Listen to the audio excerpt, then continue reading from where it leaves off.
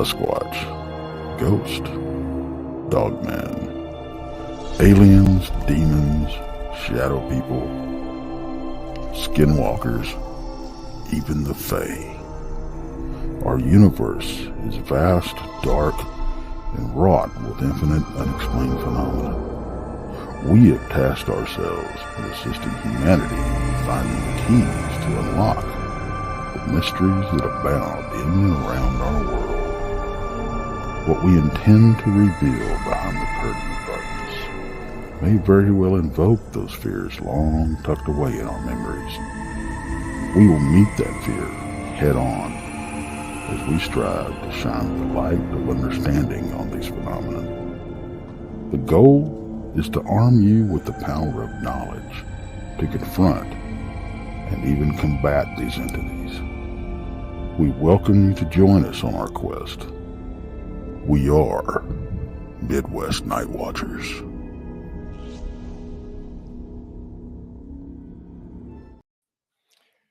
Hi, everyone. Thanks for joining us on a special edition of Piercing the Veil. Yeah, this is our first brunch show. So we have Cindy Ann Goodbrake with us today as our special guest, and she's going to get into all kinds of Bigfoot or Sasquatch, whichever term you like to use, and her experiences out in her property and all the things going on in her life. She's been on lots of podcasts and writing articles, and just really a good researcher and experiencer. And we'll get her up here and we'll get this show going. Yep. Hi, Cindy. Hey, how y'all doing? We're doing good. On this Tuesday afternoon. Yeah. Yes. And you're actually in our state right now. Yes, it's been pretty awesome to be able to do this, to travel. I had planned for today during the day, because the weekend, since I'm on the road, is I never know what's going to happen. So I appreciate y'all, making it happen. Well, thank you for. I've retired here recently within the last few weeks, and freed me up because normally I'm at work in the afternoon.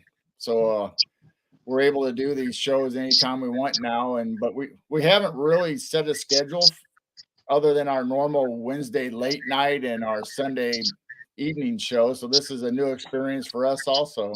Yeah. Well, you might hear people outside talking. My family, whoever is here, is working today outside, and it's supposed to start raining. So they're out there trying to set up some things, those Halloween decorations, the blow up trees and all that. Yeah, it was windy here the other day, and I was running around outside they had some canvases up because we're having a big party this weekend. And I was running around. I was like, oh my gosh, trying to put things down. And that dragon that was all lit up, I was like, oh my gosh, and so they all ran outside and they were trying to prop everything down. Everything almost went flying into orbit. Flying dragon. Yeah. So today they're out there getting, my husband's here and some of his cousins, and they're not working today. So they're out there trying to, and I told them all, don't come in here talking loud, y'all hillbillies.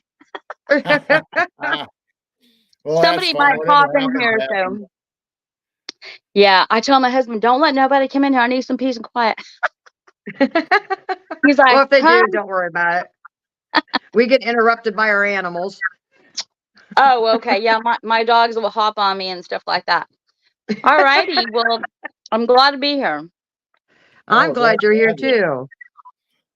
So go ahead and tell everybody a little bit about yourself. I don't know if our audience necessarily knows everything about you. I'm sure they do, but you can go ahead and tell us about what you're about, and obviously anywhere they can find you on Facebook or YouTube or whatever. Okay. So I will tell y'all at the end also how to get a hold of me, because I don't always forget. You can email me at Cindy, Cindy, Goodbrake, good BRAKE 1010 at hotmail.com. Again, that's Cindy Goodbrake 10 at hotmail.com. I'm on Facebook at Cindy Ann Bueno Goodbrake. I've tried to change my name, and I'm not a technical person. It won't let me. I was trying to change my name because it's so long. I don't have a group page right now. And I'll just tell y'all, I was going to wait to announce it, but I had a group a year ago, and then, we still work together, and we're in the same area, North Idaho. And so I spent a year just, focusing on my property and a lot of things that were happening, which we'll go into. And then I chased the idea of having a team, keeping a team, because there's another girl. Her name is Raven Hawk. That's what she goes by. She's on Facebook. She is a amazing artist.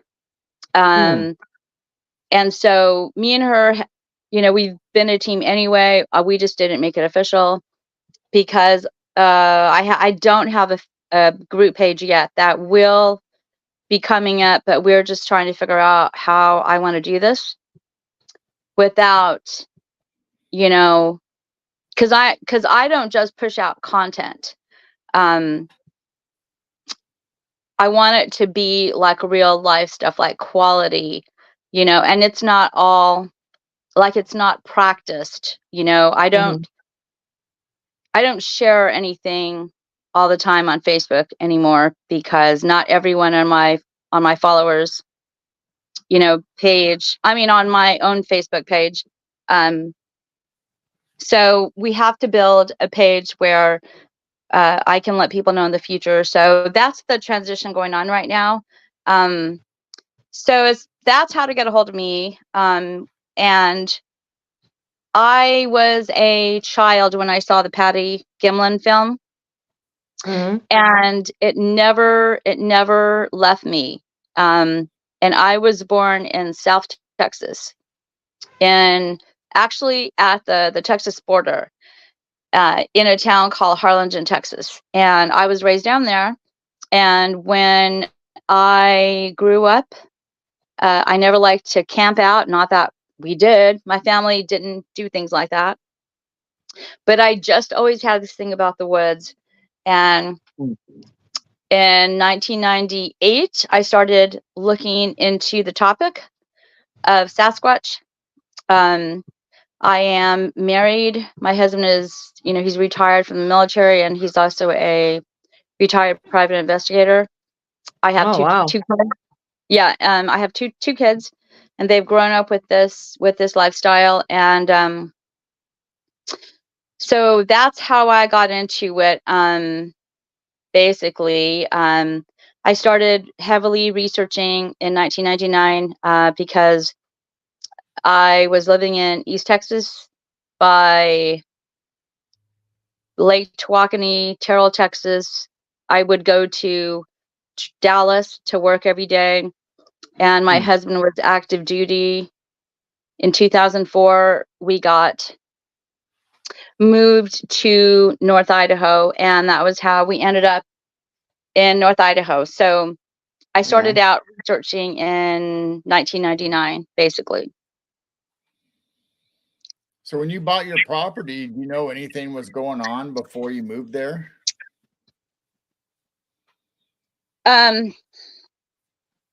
No, I did not. So from so let me back up a little bit. In 1997, I wasn't even a researcher or anything. And see, in East Texas, where we lived, I had like 9 horses and, dogs, and I didn't have like cows or anything like that because we lived on a ranch in East Texas, and we only had a couple of acres. But in my head, I say ranch because it was the surrounding property that borders Lake Tawakoni was like 1,000 acres. And I would be horseback riding there all the time. or my family would be, and it's right there along the lake. So the, riding horses was a big part of our lives, and so we would trailer our horses to East Texas, and we would ride in various parts of the Big Thicket, or we would trailer our horses to Talihina. Honobi, Oklahoma is a very popular area, and we started riding there like in 1997. And I had my first encounter before even starting to research, not a visual, but something that I heard. In 1997, my husband wanted me to go meet his family in Talihina. And also the guy who shoot our horses said, hey, y'all got to come to this event. Every October, we go to Honobi, this town. So me and my husband in 1997, my oldest was 2 years old, and I don't think he came with us. He stayed with my in-laws, and we drove to Talihina, and we camped out 2 nights to check out the area there in Honobi, and we were sitting around a campfire. This was in the fall of 1997, I think, because I remember it was chilly, and I was like, oh, good, no ticks. That's a big thing. Yeah. No mosquitoes. Yeah. And I heard this siren sound, and it just sounded like, and it just did that continuously. And Oh, wow. we're in the middle of nowhere. And I'm like, this is before Honobia had all the stuff added to it. Now, before there was a festival, that in the early 2000s, I was like, what is that sound? It's like a cross between an ambulance and I don't know, like a bear or something. I don't know how to describe it. Wow. And my husband's like, I have no idea. So it was like a year later, I started like looking into Sasquatch, and then I found a group of people. I was horrified to find out that just down the road there was Sasquatch. I thought they were all in the Pacific Northwest. So I spent the years from 99 to 2003 basically just being out in the Big Thicket with a group of people, and with some amazing people that are known in the industry now, which I'm not going to say any of their names. I have in the past, but one of them asked me to not be saying his name on the air anymore. I don't know. He's trying to, a couple years ago, he was trying to, I guess, I don't know if he just took a step back from researching or whatever, but we don't really keep in contact. So I was at that time in a different mindset. I knew nothing about the topic. It was more of an interest, and it became an obsession. Especially my husband is not even into this topic at all. But he met pretty much all of my researcher friends. A lot of them were men, but a lot of them were also women. And we became like a family. And, I was not in the mindset that I am now. And I've had a lot of close encounters in East Texas and also in Honobia, Oklahoma. And I also believed that they were something unknown. I never believed that they were some kind of ape or anything like that. I really didn't know what they were, but I knew they were not some kind of ape. And I actually formed that opinion like maybe 2001, 2. And then when the war started, my husband was active duty and I was burned out, driving every day, being a military wife, trying to, I never saw my husband, and then I was gone, and it caused problems in our marriage. I'll just be honest with you. I would cringe and I would say, I can't go this weekend because my husband's gone, or, I have a 2-year-old. And so I kind of got into a steady rhythm of having people over to my house, or I would be gone like 2 weeks out of every month. And after hearing every sound that there is out there that I I'm pretty sure I've experienced everything. I had a encounter in East Texas one night. This is what almost had me stop researching. This is before I knew I was going to move. We were out in Boykin Springs. It used to be a secret. It's not a secret anymore. I was with these people at night. Some of those people have spoken on podcast. This one night there was, I don't know how many people, maybe in the teens. Usually it wasn't, we didn't have that number of people. I don't know what the reason was. I don't really remember, but we were out there that night, and we had been to this area a couple of times. We used to call it the Dead End Road. And this was outside of Boykin Springs, or in that area. And I was in the woods. It was late, and everyone was just kind of just doing their own thing, listening. We would be out there for hours and hours making observations. Sometimes we would change locations. Sometimes we would experiment with different ideas, which I can give you an example. But this one night, all I remember is I was standing there in the woods, and I was looking at my friend. Her name was Kelly. I don't even know what year it was, but all of a sudden I could not move. I couldn't move. I was like frozen. That was the worst case scenario which I've experienced. I'm going to go ahead and call it infrasound, even though I think I have a different idea. It's the same thing, but I'll just call it infrasound. I was stunned. I could not move for, it seemed like a long time. And I was looking at my friend Kelly, because she was maybe, I don't know how she was not too far away. And I swear, I tried to like move and I couldn't. And she lit up. I don't know if that was my vision doing that, or if I'm seeing her in that aspect. But all of a sudden I was released, and I kind of like when you fall to your knees. And I was like, oh, what happened? And then the next thing I know, I don't know when it happened, but it was time to leave. And when we were leaving, we were in 2 or 3 vehicles, maybe 2 vehicles, and the entryway into the parking spot that we were at was blocked, and it was cleared. You know, that night I blocked a lot of stuff out. I don't know why, but it was cleared, and then we left. And I think after that, it took me a little bit of time before I went out again into the woods, because we would get really, really sick. Kelly would get a lot more sicker than I would. We would react to them stunning us. Kelly was very sensitive.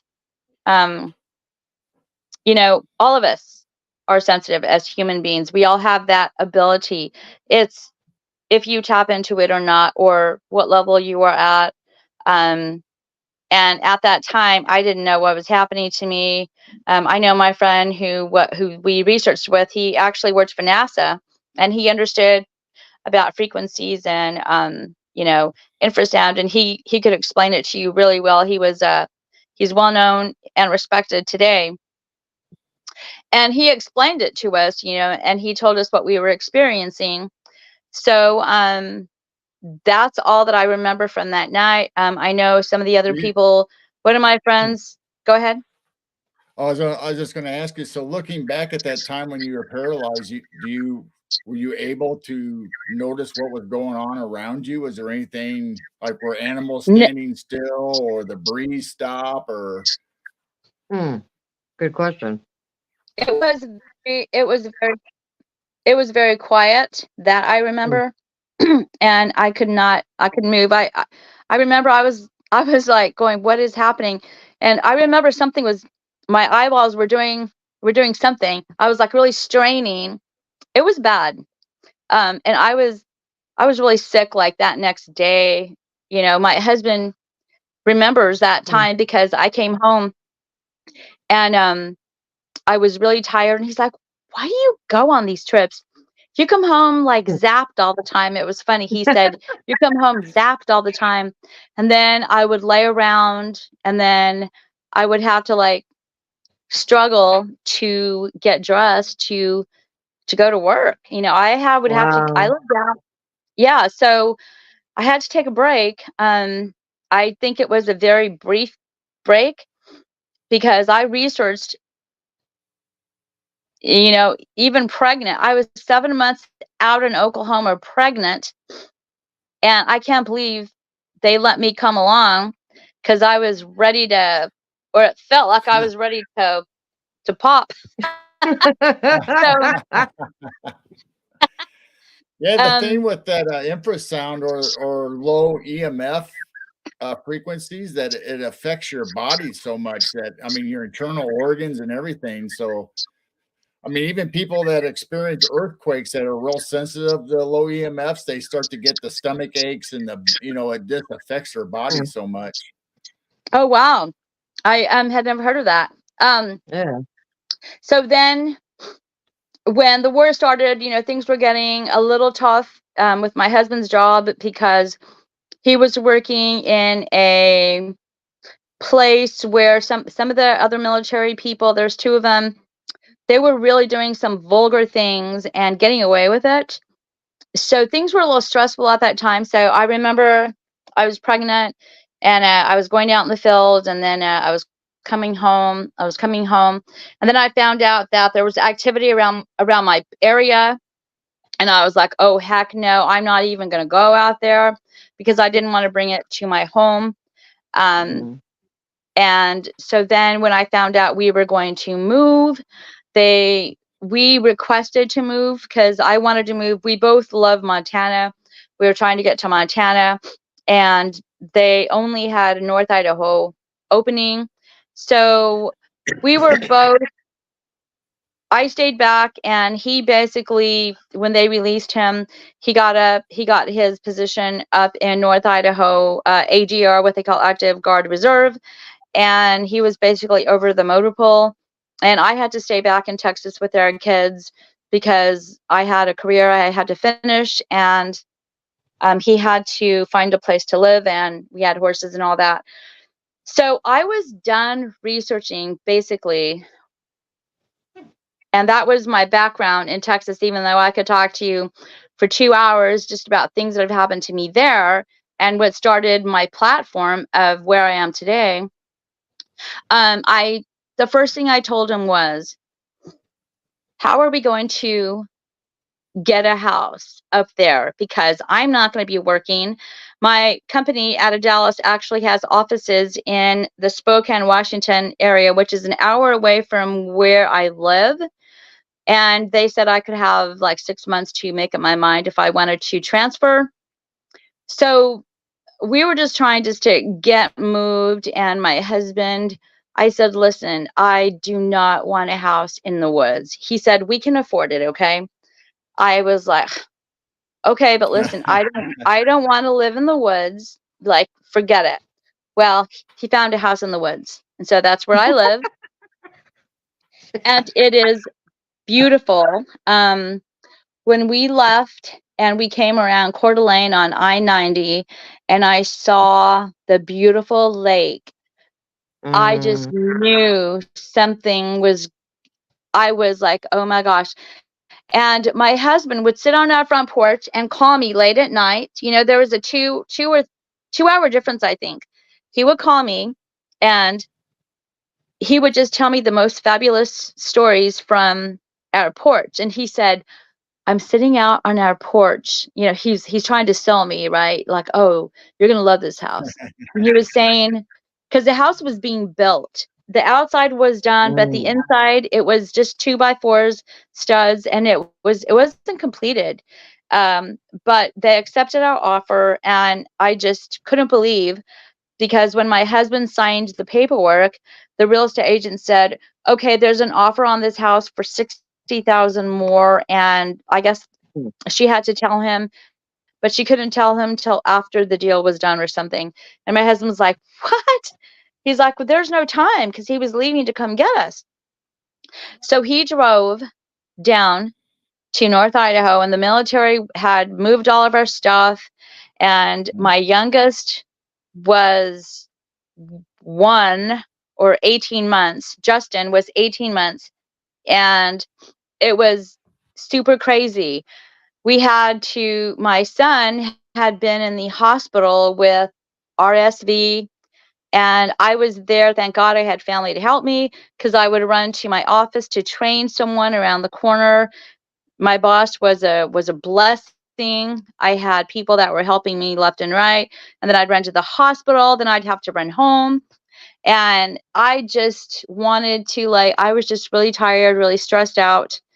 And the last thing I wanted was to go up to a place and live out in the woods and live this, what I thought was a nightmare experience. Like, I was told that I opened up Pandora's box, and now you just have to pray and ask for forgiveness. That was this crazy priest that told me that. Wow. Yeah. So when we came down my road, I knew already what my house looked like, because it was completed, and it took us 4 or 5 days. We would drive like 8 hours, and then we would stop at ranches along the way, board our horses, and go to a hotel. And at that time, a lot of people were really nice and patriotic, and which was 2004, the end of May, I think. And we arrived at my property, and y'all, I'm going to tell you something. When I was coming down my road, I just could not believe it. I felt something different in the air. I could feel something brewing, and I looked at all the pine trees. The window was down. My horses were kicking the horse trailer. They were ready to get out. My dogs were starting to act up, and I had big dogs at that time when we had moved. And I just felt this relief, but this something else was there. And when we got down, I just looked at the house and I thought, oh my gosh, this is beautiful. And he said, oh, and by the way, that mountain, I turned around in our driveway. He's like, oh, that's Hoodoo Mountain. I said, what? He said, that mountain there is called Hoodoo. I said, you're kidding me. He said, I told you that. I said, no, you didn't. You did not. Really? Because, my family is really superstitious. And I'm like, oh my gosh. And he's like, oh, stop it. You'll be fine. And he said, besides, I thought you were going to be done researching. I'm like, look around you. And he said, well, you'll be living it. So that was 2004. And it's been I don't even know where to start other than to give you a timeline of events. Okay. Do you have any other questions about anything else? Well, I was just going to say, obviously, your animals, when you went down the driveway, was probably experiencing the same thing you were. I mean, not necessarily that they were tired of the trip, but maybe they were feeling what you were feeling. Yeah, no one's ever asked me that. I don't know. Maybe. At that time, I had a dog named Roxy. She was half coyote, or part coyote and part Catahoula. My husband found her in Bud Lake, Tawakoni, and so we had her, and we had another little dog named Blackie, and I think that was it. Maybe there was another dog. Anyway, so right away, like the first couple of days, I just didn't know what to do. So I had plenty to do. I had to unpack. I had to go walk the fence line, because my husband and a friend that he met up there in North Idaho put up this horse fence in 2 weeks in over 5 acres. And I had 3 horses, and one of them was a little son of a gun, and they've never seen moose before. Okay, these are horses from Texas. So one day I was out there walking the back fence because my husband was gone, and it is summertime. I have a 2-year-old, and then I have a 9-year-old. I don't have time to be chasing horses going down the road. They got out. And so I met the neighbor down the road who had an Appaloosa ranch, and someone said those belong to the family down the road. So he brought my 3 horses back, and then he walked the back fence, and part of the fence was down, and we don't know we don't know what happened or how that fence came down, because there was no windstorm. The tree was not dead, but there was a tree dead on the fence. In fact, I don't think I've ever told anybody that on the podcast, because I always forget. So this one morning, I got into a routine after I was all unpacked. My husband would leave to go to work, and the kids were still in bed. So I would be up really early, because it gets light like at 4:50 or 4:30 a.m., 5 a.m. It's light out already. And so I would get some coffee and I would go outside. So I walked the fence line because I wanted to be sure, because we were going to set up a hotline for the horses. So one morning I was walking out and it started. I'm like, are you freaking kidding me? Here comes my horse running, JJ. He had some bad habits. He used to do that with his head. So he's walking behind me, doing this to me, pushing me along. He wants a snack. And I really didn't have time to deal with that at that time. So I was just like, stop. Here's all these 3 horses following me and my dogs. And I'm looking at this tree. Why is it, why was this down? Because they had cut it and fixed the fence. And at that time, I only had one neighbor in my back. I didn't have a neighbor to one side. And I had the house that was 2 man on the other side. It was empty. So I really had no neighbors around me except for one in the back. And they were an old couple. So I had I think it was like some pine cones or some pebbles thrown at me. And one hit my horse's flank. And he rose up, and I turned around, and I swear I heard something, but of course there was nothing there. And my horses ran to the front of the property, because they had enclosed part of the front. And after that, I would be outside working and I would hear things. And then I started realizing that they're here. I found footprint. One morning I was outside. I think this was 2004, because my son was 9. I have to think back here on my timeline. And I woke up and I was out there feeding the horses, and I saw a footprint. Now, keep in mind, there's a lot of pine needles all over the place. And I am not here to look for more prints. Finding the one was like, oh, F, dang. And my horses are there. And I thought, geez. So I called my son out and I showed him the print. And he saw it, and he'll tell you to this day. I covered it with a pail. I don't know why. And I fed my horses. And I was looking at JJ, because his mane here, pretend this is his mane going down the middle. It was parted like this. His mane on his head. That I remember, his mane look. And then there was like a lot of like messed up. Now, I know what a barbed wire knot is. Okay. These did not look, these look different. And this had happened in Texas too, but in Texas we did have barbed wire, and I really didn't, pay too much attention to that. But on this day I was, because I found the footprint and I was like, that he was fine. And I said, well, okay, as long as y'all don't do nothing to my animals. I'm talking to the woods now, and I'm not even realizing this. So a couple of days later, I took the bucket off the footprint, and there it was. And I didn't cast it because I wasn't about that. I was just trying to just deal with my new environment, because I was missing Texas quite a bit. In fact, I sat on my front porch. We lost your volume. There we go. Yeah, You're sorry. good. I sat on my front porch for a long time, and I was like, oh my gosh, this is crazy. And so, things just, it started ramping up. It rained, and it took away the footprint.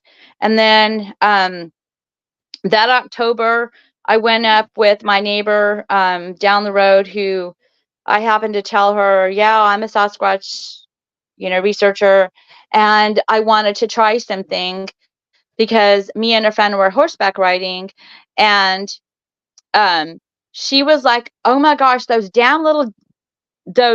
she said, those damn juvies, and I was like, what? And she's like, yeah, those damn little Sasquatches. She didn't know nothing about me. We hadn't even talked about. I was like, are you kidding me?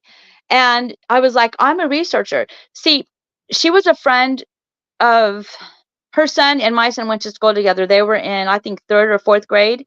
And I told her I had horses. And so she came over, and she was she was a tall blonde, and she would help me saddle my horse, because my horse JJ grew bigger, and I couldn't saddle him because I'm short. So she came over, and we started riding up Hoodoo Mountain, and these pebbles are being thrown at us. And I'm like looking around, because I know what's happening. I'm like, stop it. And then she whipped my Palomino around, or was she riding JJ? My paint. Well, anyway, she turned around, and she was like, stop it, damn juvies. I'm like, what are you talking about? She's like, those Sasquatches, they follow us. I was like, are you kidding me? So that afternoon, when we got back home, we spent like 3 hours talking, and she lived down the road up this other mountain. At the top of this mountain, the house that she bought, when they bought it, it had cameras on every corner. And the guy who lived there would sit up all night long, because their house is on top of a mountain, and it's all paper land, private land, and then it went into state land. And he put cameras up, and all she knew was that the owner at that house,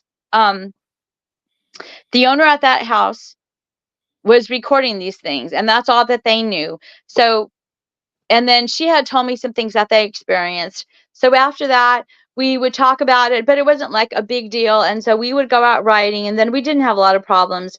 But that was just like how funny how people accepted it a lot easier up there. And after that, the following years, we would be outside. We would hear things. I would hear howling off the mountain. I mean, it became a normal thing. But that October in 2004, I went up on my mountain, and my neighbor went with me. I started to tell you the story. And I wanted to do this experiment of doing a distressed call. So I did a distressed call this one night, and I told my friend Susan, I said, we could be here and hear something, or we could be here for hours and not hear anything. So it wasn't our intent to be there all night long. But we were there for like, I don't know, maybe 15 minutes. And then I said, okay, I'm going to go to the other side of the valley and do the same call. And I had already mapped out where I was going to go. So I think I went up the mountain like maybe 2 miles, which isn't that high up. And then I went to the other side, and I did the same call. And we're just like waiting there. And all of a sudden, you could hear this choir of them coming. And they were coming from our first location. So they were coming from where I was to the second location. And you could hear the one alpha, male or female. And I was trying to record it the old-fashioned way. Remember when you push play with those cassettes? Right. Yeah. I had one of those. Hey, you know what? I didn't have any fancy equipment or anything, and I didn't know what I was doing. I learned a lot of stuff from the people in Texas that I researched with, and I had this microphone attached to it, and it was, I was trying to pull it in, and I was, you could hear them coming. I was like, oh my God. So I was like trying to put everything in, and then I had to turn around. I know better. I tell everybody, when you go to a location, you back in,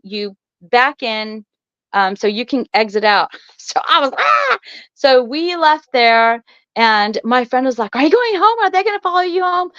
I was like, "Oh my gosh, I didn't think of that." So I think I did like a little detour. It wasn't even that much of a detour.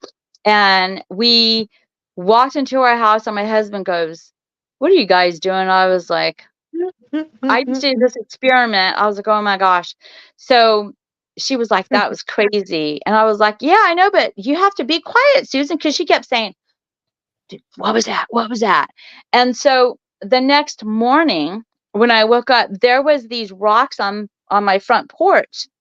Now I know it's on my front porch because this is a new house, okay? And I knew and I swept that porch all the time. And these were not just everyday, like, rocks from the caliche or from the driveway. These were quartz rocks. Oh, Oh, wow. So I'm sitting there on the, my porch, and I'm like, because I had heard of gifting before. I don't want no part of that, y'all. I mean, what part I don't know. I don't want this. I was like, are y'all giving me these rocks? And then I thought, So life went on. I was busy. I did family support for the military. And then I told my company I was just going to stay home and be a stay-at-home mom. And, it was stressful because my husband was gone. He went to Germany for like 6 weeks one time. And my kids, are outdoorsmen, especially my youngest. I'm going to skip ahead into the early 2000s. I had a lot of other things happen, but I want to get into the stuff that shaped me today and changed my mind of what's happening. So I sold my horses in 2012, I think, because we weren't riding, and I had the opportunity for them to go to a ranch in Montana, and the guy bought both of our horses, and he gave me what I asked because they were good horses. They were not papered, but I did ask a lot of money, and he knew that what they were capable of. He wanted a good horse for his wife who had a equestrian accident, and so they took our horses and they left. And then after that, I kind of just ignored things for a couple of years. I continued to be outside working. I would hear things happening, and I would be like, yeah, I know. I had met some of the people there, some of the other tribal members. They all thought I was Native American when I moved there. I said, well, I'm not from this area. I'm from Texas. And my great grandmother was a great Mayan healer. They called her Nachita. And things were, so I'm not Native American from around here. But I mean, I guess I am from Mexico, the Mexican bloodline, or, from the Mayan people. And my kids would hear things in the woods. In 2012, my older son graduated and he moved away. And then my younger son was, there's an 8-year difference. So he was still young, and he had some crazy encounters. One time he was out camping. Now, our kids have had dirt bikes, four-wheelers, the horses we sold. My youngest was really big into riding, and that kid, you know what? He's a little daredevil, and I've had to let him, go do his thing. We would have rules because he would come home and he was like, "Oh, I was on top of the mountain and I heard these trees shaking." I'm like, "What? What are you doing? You're not supposed to be up there." So we had to come up with these standards for him, these rules. But my youngest asked us to go camping at the age of 12, and he's 20 now, but he'll be 21 in January. So I don't know. Y'all do the math. I can't do that in my head right now. He was 12. So he was out camping with 2 of his friends, and they took the four-wheelers, and you know, I had a problem with it because he was like 12 or 13.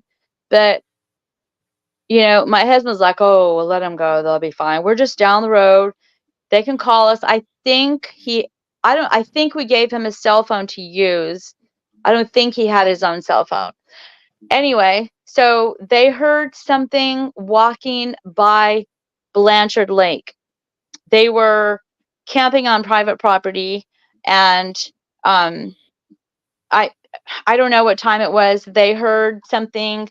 My son said that it sounded like a piano was thrown into the shallow part of the water. Why he said a piano?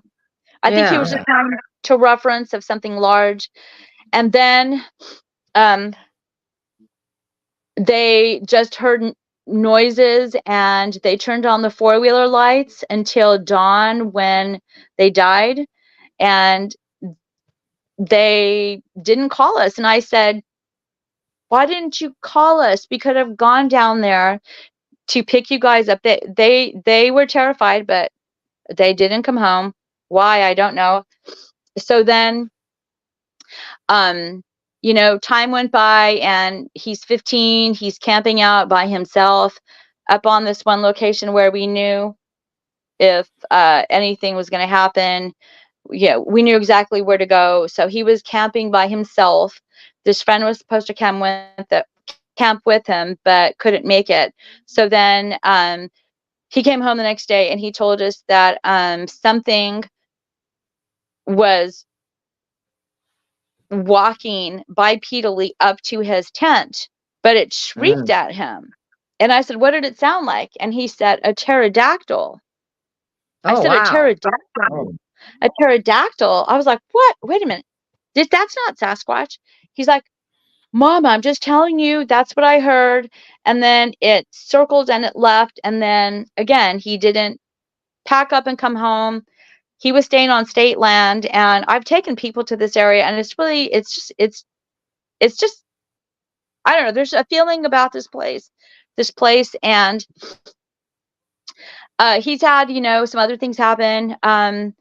So around, you know, 2017 is when things started to change. I started really paying attention. I started recording, audio recording. But something else I have to tell you guys, which I don't want to spend too much time on the paranormal aspect of it. You know, I'm hearing things in the woods. I've heard things, grunts, no one's there. There was this deer that people fed. It was a baby deer. And one day I opened up my front door, and the horse trailer was right there, and it was cold out, and I had to go to my neighbor's to get something. And normally I would cut through the woods, and I knew it was going to be dark soon. So I opened up the door, and my dog was with me and just stopped in my walkway. And my horse trailer was shaking. I was like, oh my gosh, that deer must have got on the horse trailer. So I looked in the horse trailer, and there was nothing there. There was nothing in the horse trailer. Oh. So I know. And I fell to my knees, and I started praying. So that's an example of things that would happen to me. I would hear my name being called from the woods. I would like 3 or 4 times I heard my name when I was out there, and I would turn around, and I would, you know, after 2 times, on the 3rd time when I heard that, one day I was out in the woods, it was snowing, and I was out there. I was trying to track these tracks that I saw, but because it was fresh snow, I really couldn't tell. You know, I'm still learning how to track in the snow and do things like that. And those are things I enjoy in the, you know, in the early morning hours, like when it's that blue gray color of the morning. I was trying to track these tracks. And you know, I heard my name called again, but this time it wasn't as distinct. It was a little bit more, you know, I was like, okay, what do you want? Like, I don't like this. I don't want to deal with this paranormal stuff. Like, what do you want? And, you know, other things happen too. So in 2017, I've talked to other tribal members of the Colville Nation, and I've talked to other people like my former research partner, she lived on the other side of the mountain, and me and her would compare notes, and there's no way to explain. So I started recording, and the first time I put up my audio recorder, I got a like pinging on my truck. They were throwing pebbles, like testing my audio, and then they threw a big rock to my truck, and I would hear my like 8 hours. I would put it out like at 10 or 11, just depending, because in summertime it gets dark like around 10. So I would put it out like at different hours of the night, because usually I wouldn't hear a lot of activity until like past 11. And I didn't want to have like 12 hours for me to listen, because I'm not a technical person. So when I hear my audios, I hear them and I'll stop, and that's a lot of work when you got to hear what you recorded the night before. Right. So I got pebbles being thrown at my truck. Another time I got and I had people that offered to help me, like how to go through your audios quicker, but I never took them up on that. I wished I had, because I spent so much time listening to these audios, and sometimes I would just forward, but I know that you can do that. So I got other audios, like I got different howls. I got that one where my dog was barking, and then you could hear something growling at it. So I've got some really good audios. Yeah. So when you heard your voice, or they called your name, was it a woman's name? Was it like a witch? Was it like an animal growling? Do you think it's Sasquatch? Yeah.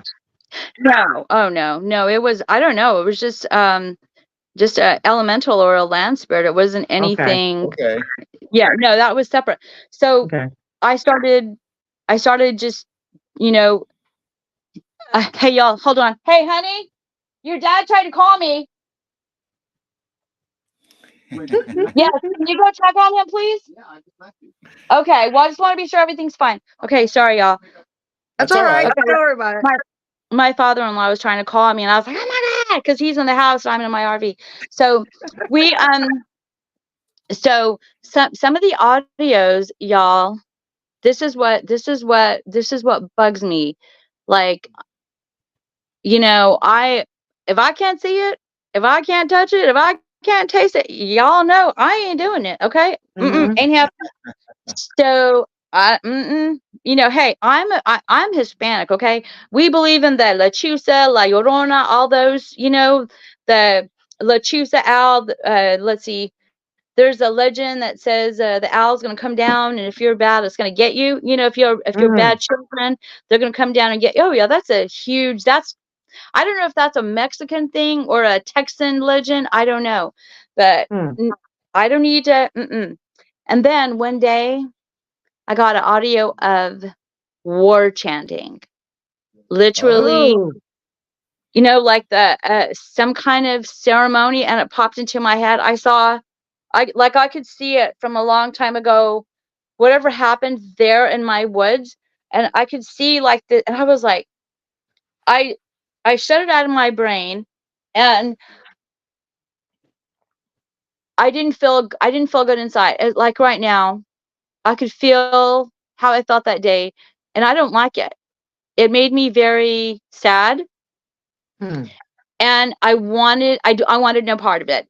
And I started talking to some people, like I wanted to know, what the hell is my house haunted? Is my land haunted? Why are these Indians like, what's the big deal? Why am I getting these? Why are they trying to tell me something? Like what? So over time and meeting people and still not accepting it, that it is all aligned together, I finally had an encounter of something that made me have to change my way of thinking. I started accepting the fact that there are land spirits out there. There are other things out there. But I was still trying to separate them. One day, after getting like 4 or 5 really good audios, I was talking with a friend of mine, and she was saying, you need to start staging your place. I'm going to come over and teach you.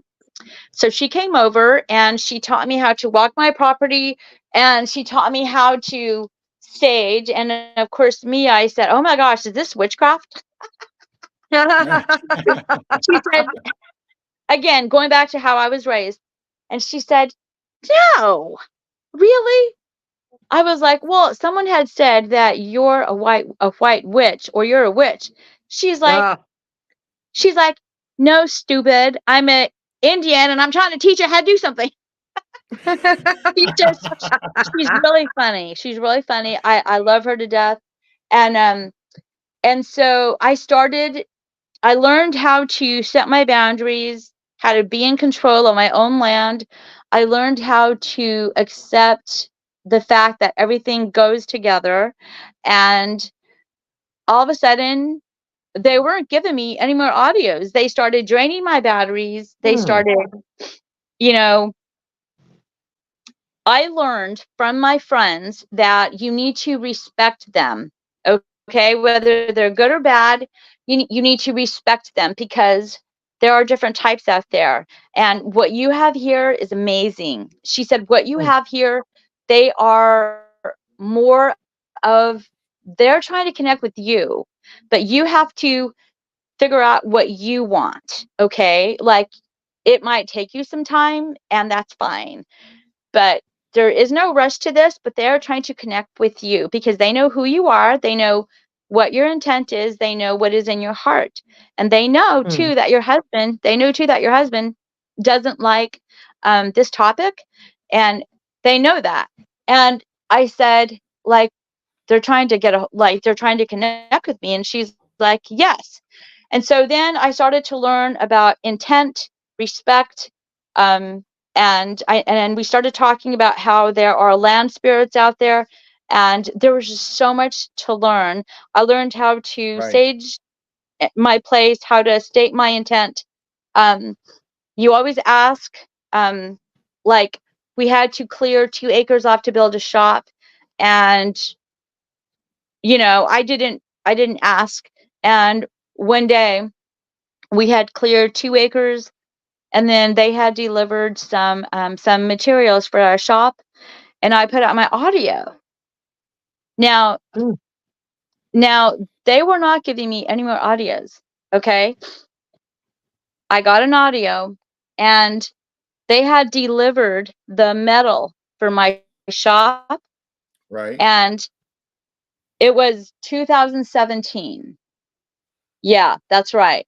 So 2017, I put out my audio, and the next day when I got my audio, I put it out at 9:50 because it was getting dark earlier.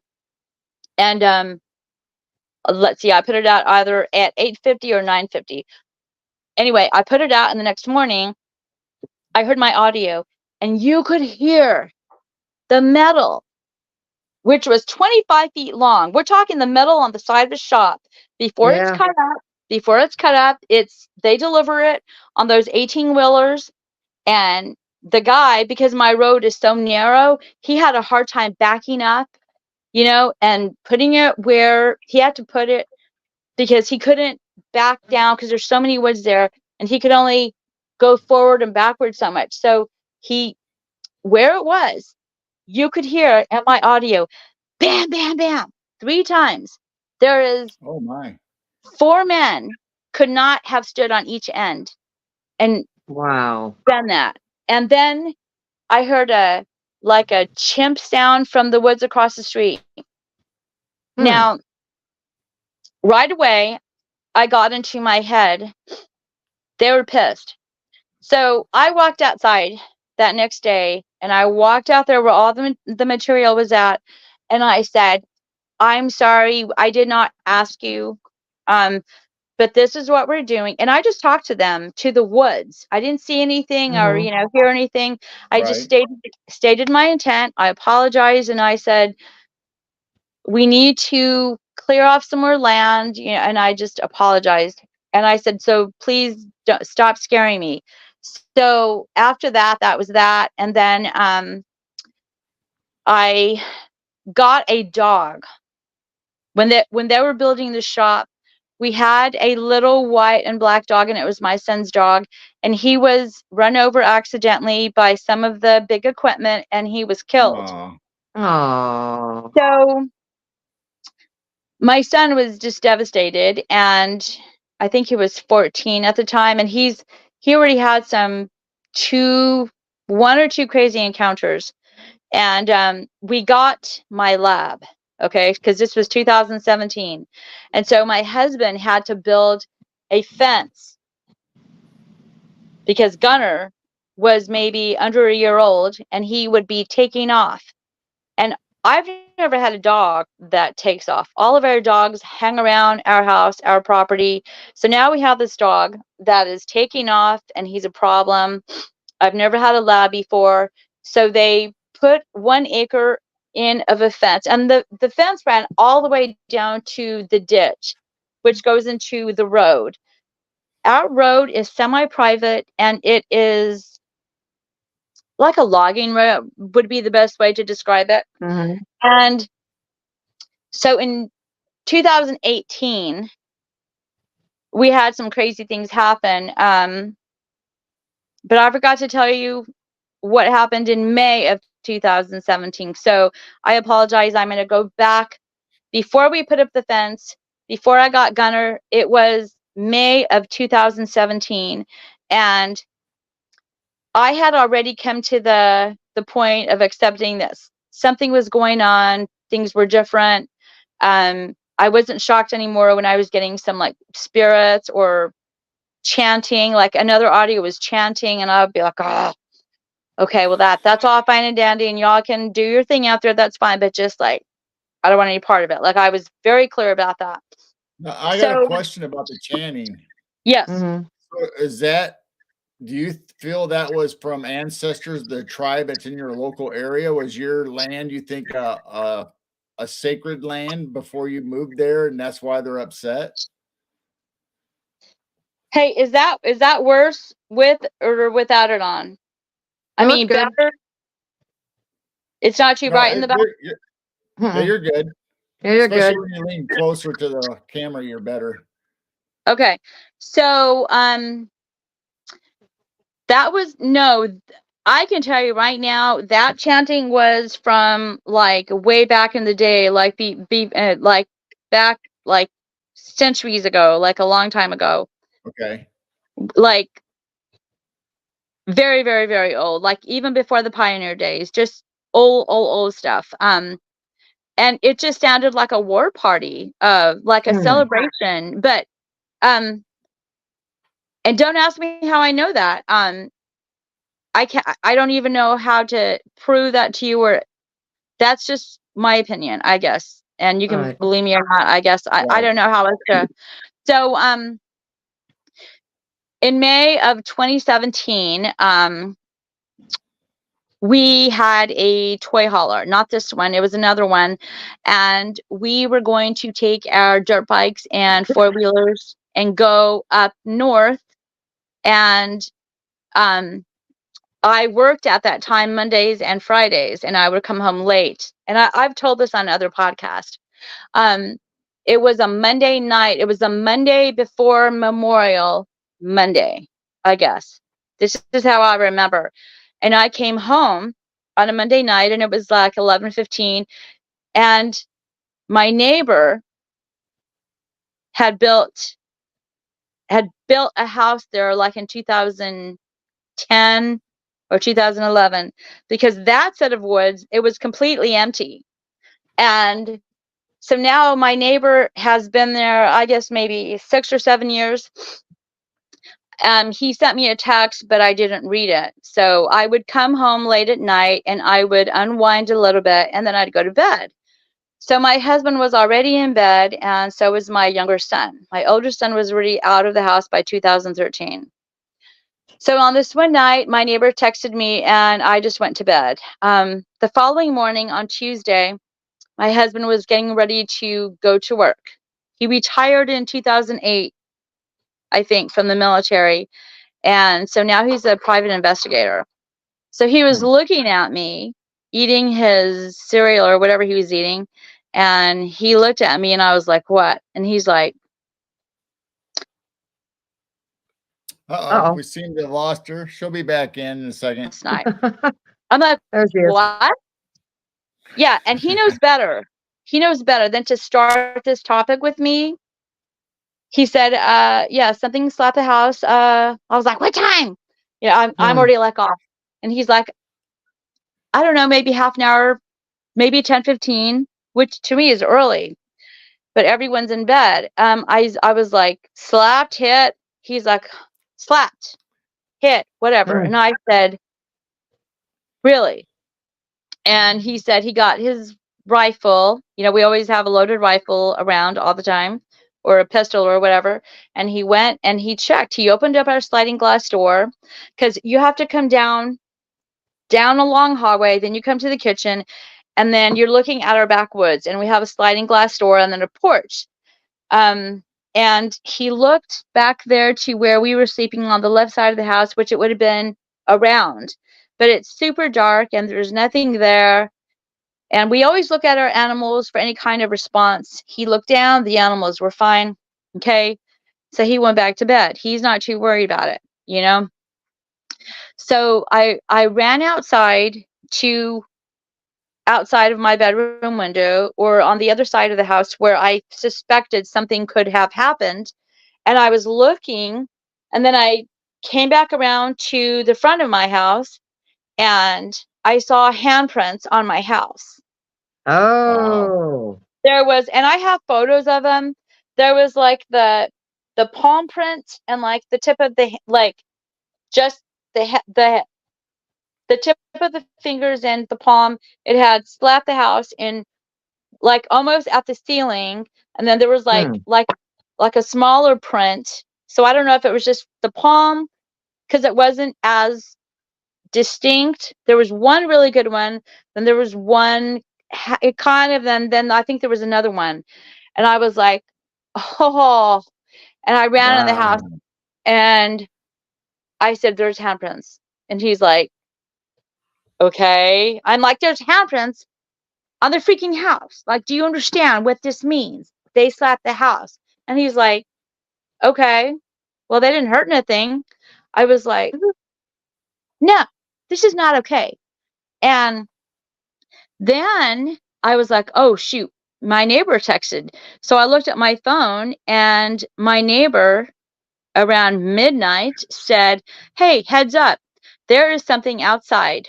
My lights are going off and all of my animals are acting crazy. He has cats. I think he had a bird. He said his bird was going back and forth on his perch.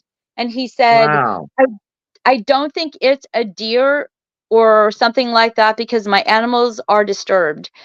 He said his cat, there was this feral cat outside that they fed. And he said he looked down. This cat was plastered against his sliding glass door. Now his kitchen looked over the woods just like mine did, you know. So we're looking at the same set of woods, just his property and my property. So whatever was at my house went to his house, and there's a trail that goes from where I sleep under my window. Something would come through my woods, would go under my bedroom window like all the freaking time. And then it would go along the fence line and go back into the woods. And there was a trail that goes to my neighbor's house. So something was upsetting his animals. So he said that around, I don't know, his wife had to go to bed because she's a nurse and she has to be at work at 6 a.m. So she's up like at 4 to leave at 5 because she has a 45-minute drive into Coeur d'Alene, Idaho. So he said there is a bear outside, because he described to me that he was in his bedroom, like, I don't know, it was late, and he felt something watching him. He looked out through his bedroom window, which, by the way, His property is more woods than mine. He has a U-shaped driveway, and it's all woods.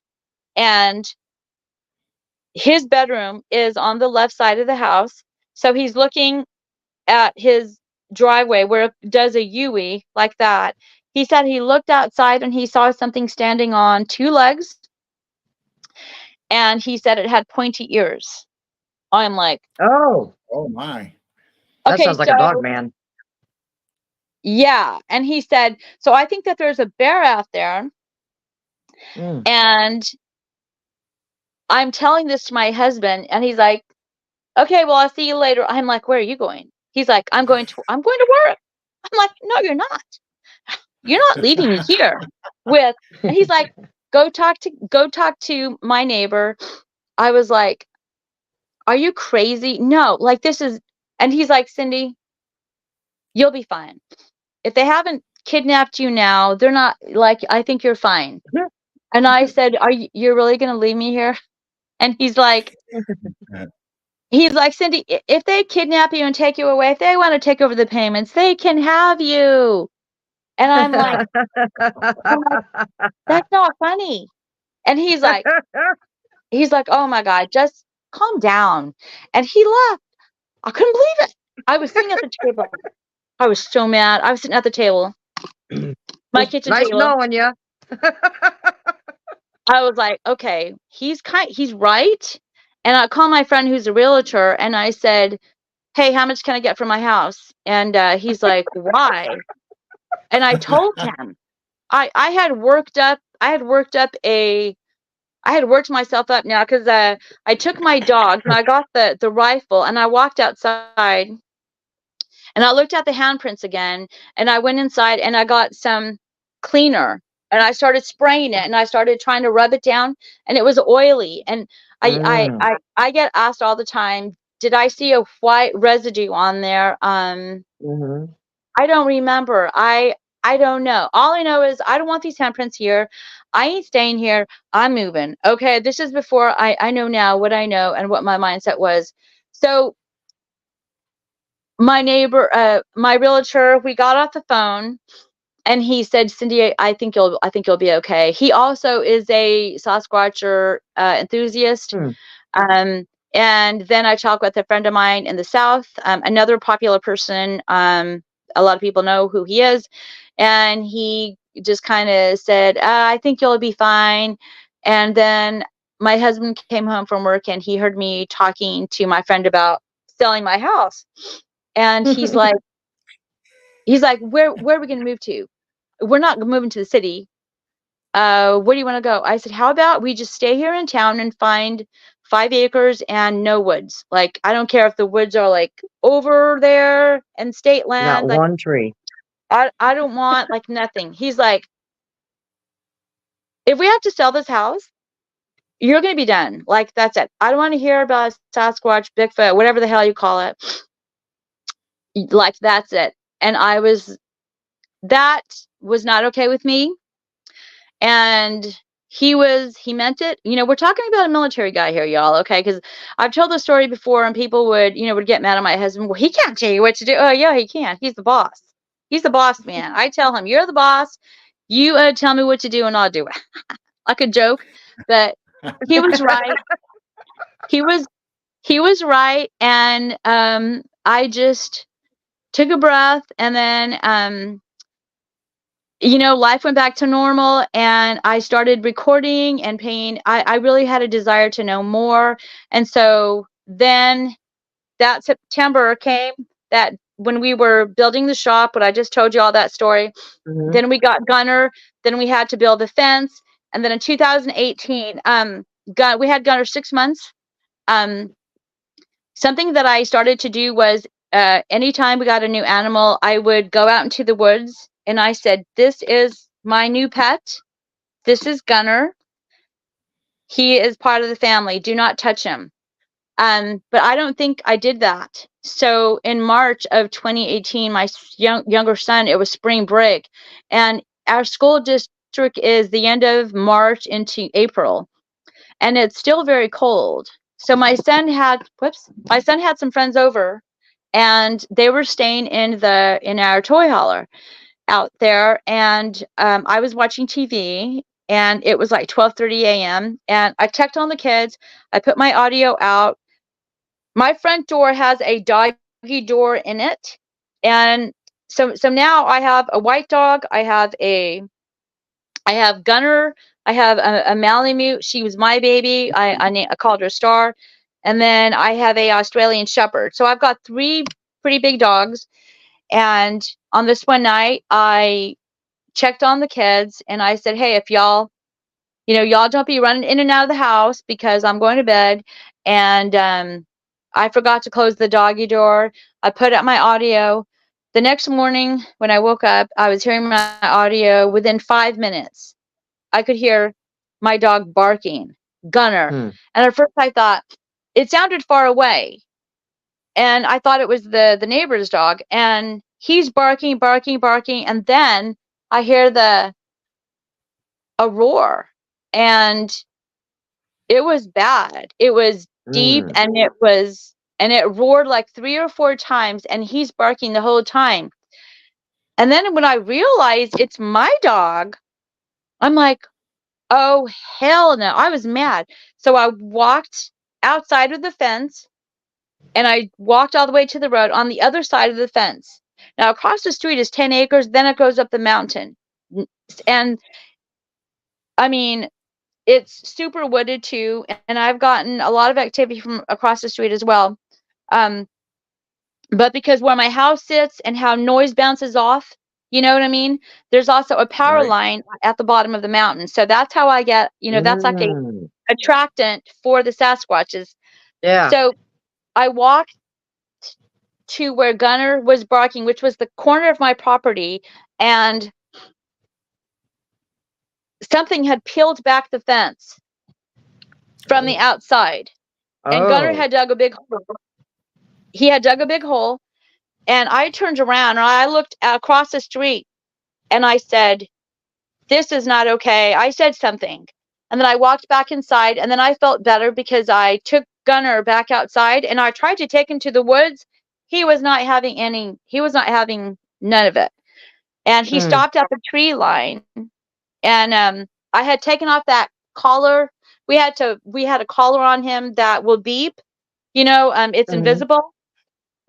A invisible fence. We did have a fence that we put in, but we also had to put in a invisible fence on top of that because they would still get out. So Gunner would not come into the woods with me, and so I stayed with him there, and I said, "This is Gunner. He's part of the family. Like, I don't know who you are, but I don't think you're part of my clan. Like, just keep going. Or if you're going to stay here, just like, stop. Like, don't be doing that." And then I felt better, and then I walked back in the house, and then that night the kids were out at night on the 4-wheelers. It's freezing cold. It is snowing outside. And the kids run in the house and they said, "Mom, we hear like this dragon across the street breathing." I'm like, "What? What now?" So I go outside and I'm looking across the street and I don't hear anything. I don't think I heard anything. And then my son had this one friend who said, "There is no Sasquatch." Apparently his mom said I'm crazy. So I said, "Oh, really?" I said, "Well,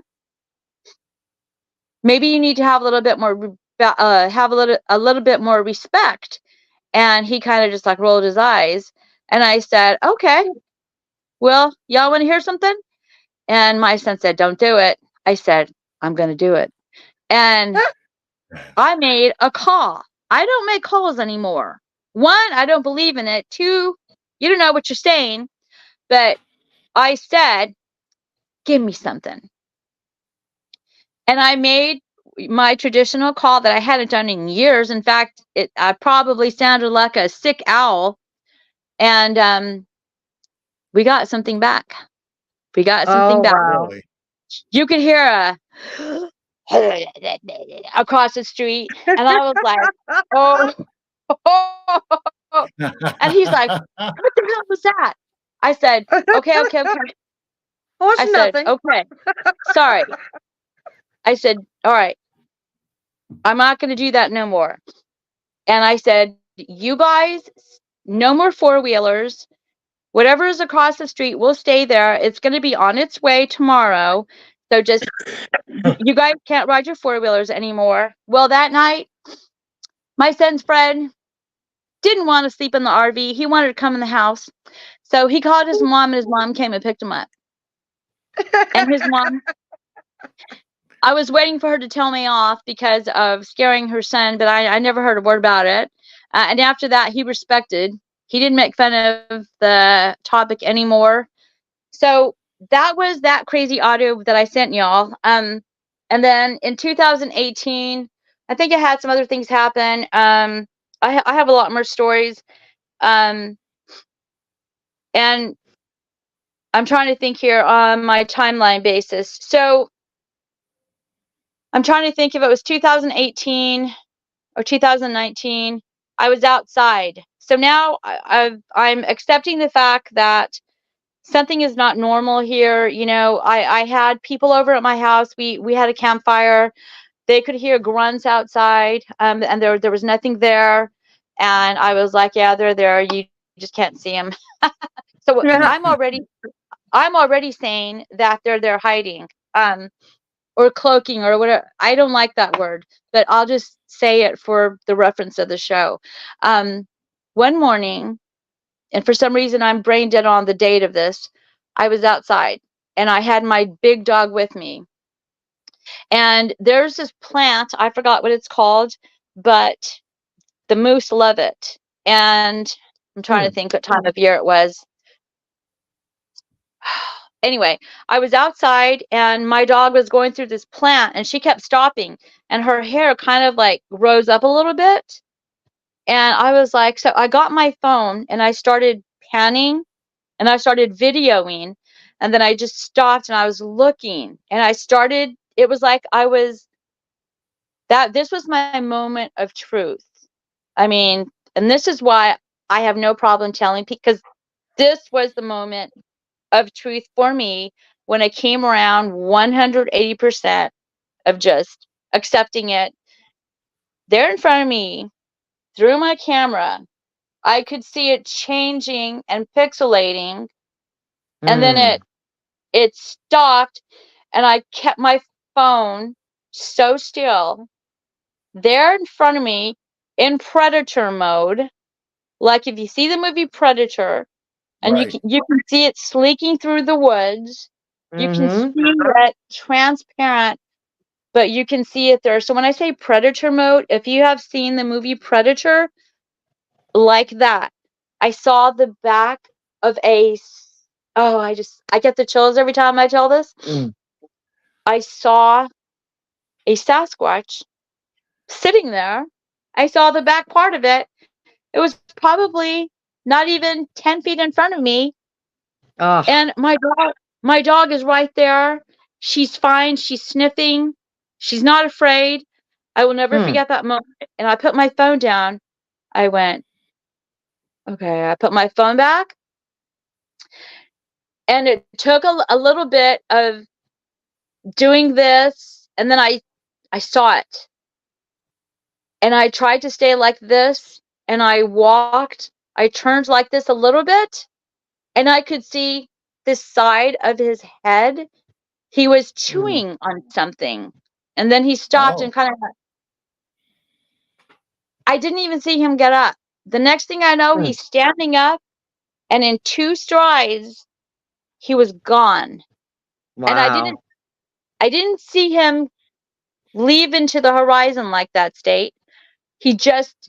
I lost it on my phone, and I looked at my dog, and I looked at the trampoline, and I looked around, and I walked in my house, and I sat down, and then I looked at the tequila or the vodka. I don't know what it was. And I said, "Oh my God, it's true. It's real." And then after that, it became part of my life. And I was seeing things. Oh, yeah. So 12 Christmas of 2018 or 2017, it's Christmas Day. And it's a happy day. My children are home. Me and my husband, my older son has got his fiance there. And, you know, my family's a bunch of rednecks. I'm sorry. They will do things that will just, I just can't bring people over, okay? They have, unless you get it, okay? Like, y'all could probably come over. I wouldn't be embarrassed. No offense. They had this car hood that they attached to one of our four-wheelers. And there's snow everywhere. It's beautiful. They're out there pulling this car hood attached to the four-wheeler. They're going up and down the road, and of course they're trying to make it like doing wheelies. So if you're on the receiving end of being pulled, you're being whipped around, and I'm like, y'all are just gonna make me go to day drinking because that's really dangerous. But you know, whatever. So after they were done with that, we took a family photo, and we were standing in my road, because if you're standing in my road and you look down the road, it looks like an Alaskan magazine. And so all of us were dressed like just whatever we had on. And then I said, oh my gosh, let's take a picture with our rifles. Because, you know, we're all big on guns and all that. So my husband brought out the ARs or the whatever he brought out. And each of my sons were holding a weapon. And my son's fiance, I wasn't. I think my husband had one. So we're all standing there. Now my son's fiance is a photographer. So she put up her tripod and she said it did the countdown, and we're all standing there like this. And we have some of those like Alaskan hats, you know, where they're all bushy and they come down like the flaps. So Yeah. this looks like one of those great photos you could put in National Enquirer magazine. They take a photo.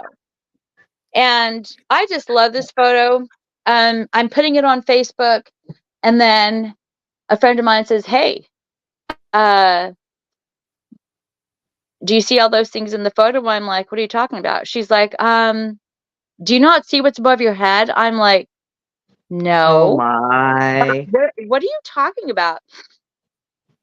And she's like, there's a dog man head above your photo, above your son, like right next to your head, and it's looking at your husband, or it's looking like you asshole. Oh my Or it's gosh. looking at him like this, like, or Oh boy. it's smiling. You can see the teeth, the head, and like one of the arms, and that's it. And then she's like, there's other things in the trees. I'm like, what? That's the day I learned about elementals. Dogman I had heard about. And you know, I just, again, I don't want anything to do with that.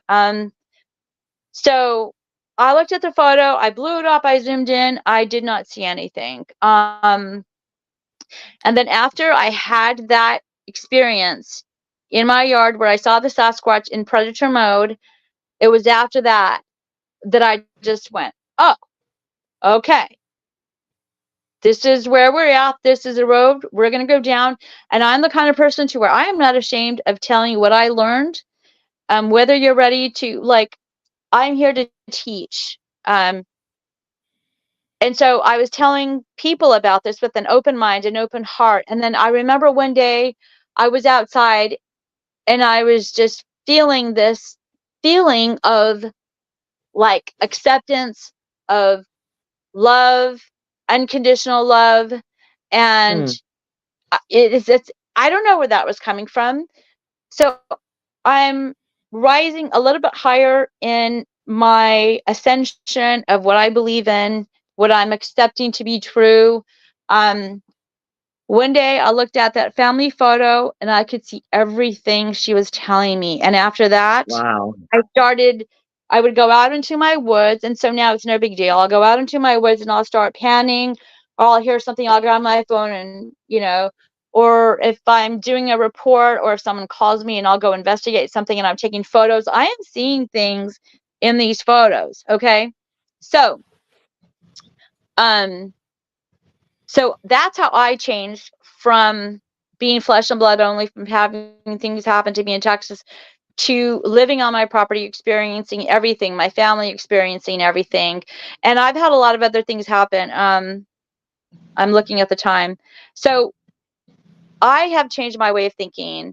And then the following years, 2018, 19, 20, 21, I did get we had some more things happen. My son had some other encounters. My son had the one I told you about where he was 15 and it sounded like a pterodactyl. I've taken 1,000 reports from people. I've written a lot of these down. I need to write a lot more down. So now I believe that they have these gifts, but I still have questions because I want to know, why is it that in Texas I didn't experience this? Part of it is because I'm closed-minded. Okay, kind of. But the other part is, I think that there's just different types, and they all have different abilities. And I don't have all the answers because, like, I want to go talk to Arla. I will be in Texas, and I do have a plan to go talk with Arla. I've had talks with Tom Cattrall. He's amazing. He's written books. A lot of people have helped me on this journey of understanding. So now people ask me, well, so like, what do you want to do now? So I want to teach people the truth, that I don't have answers to everything. You do need to respect. You need to respect the process.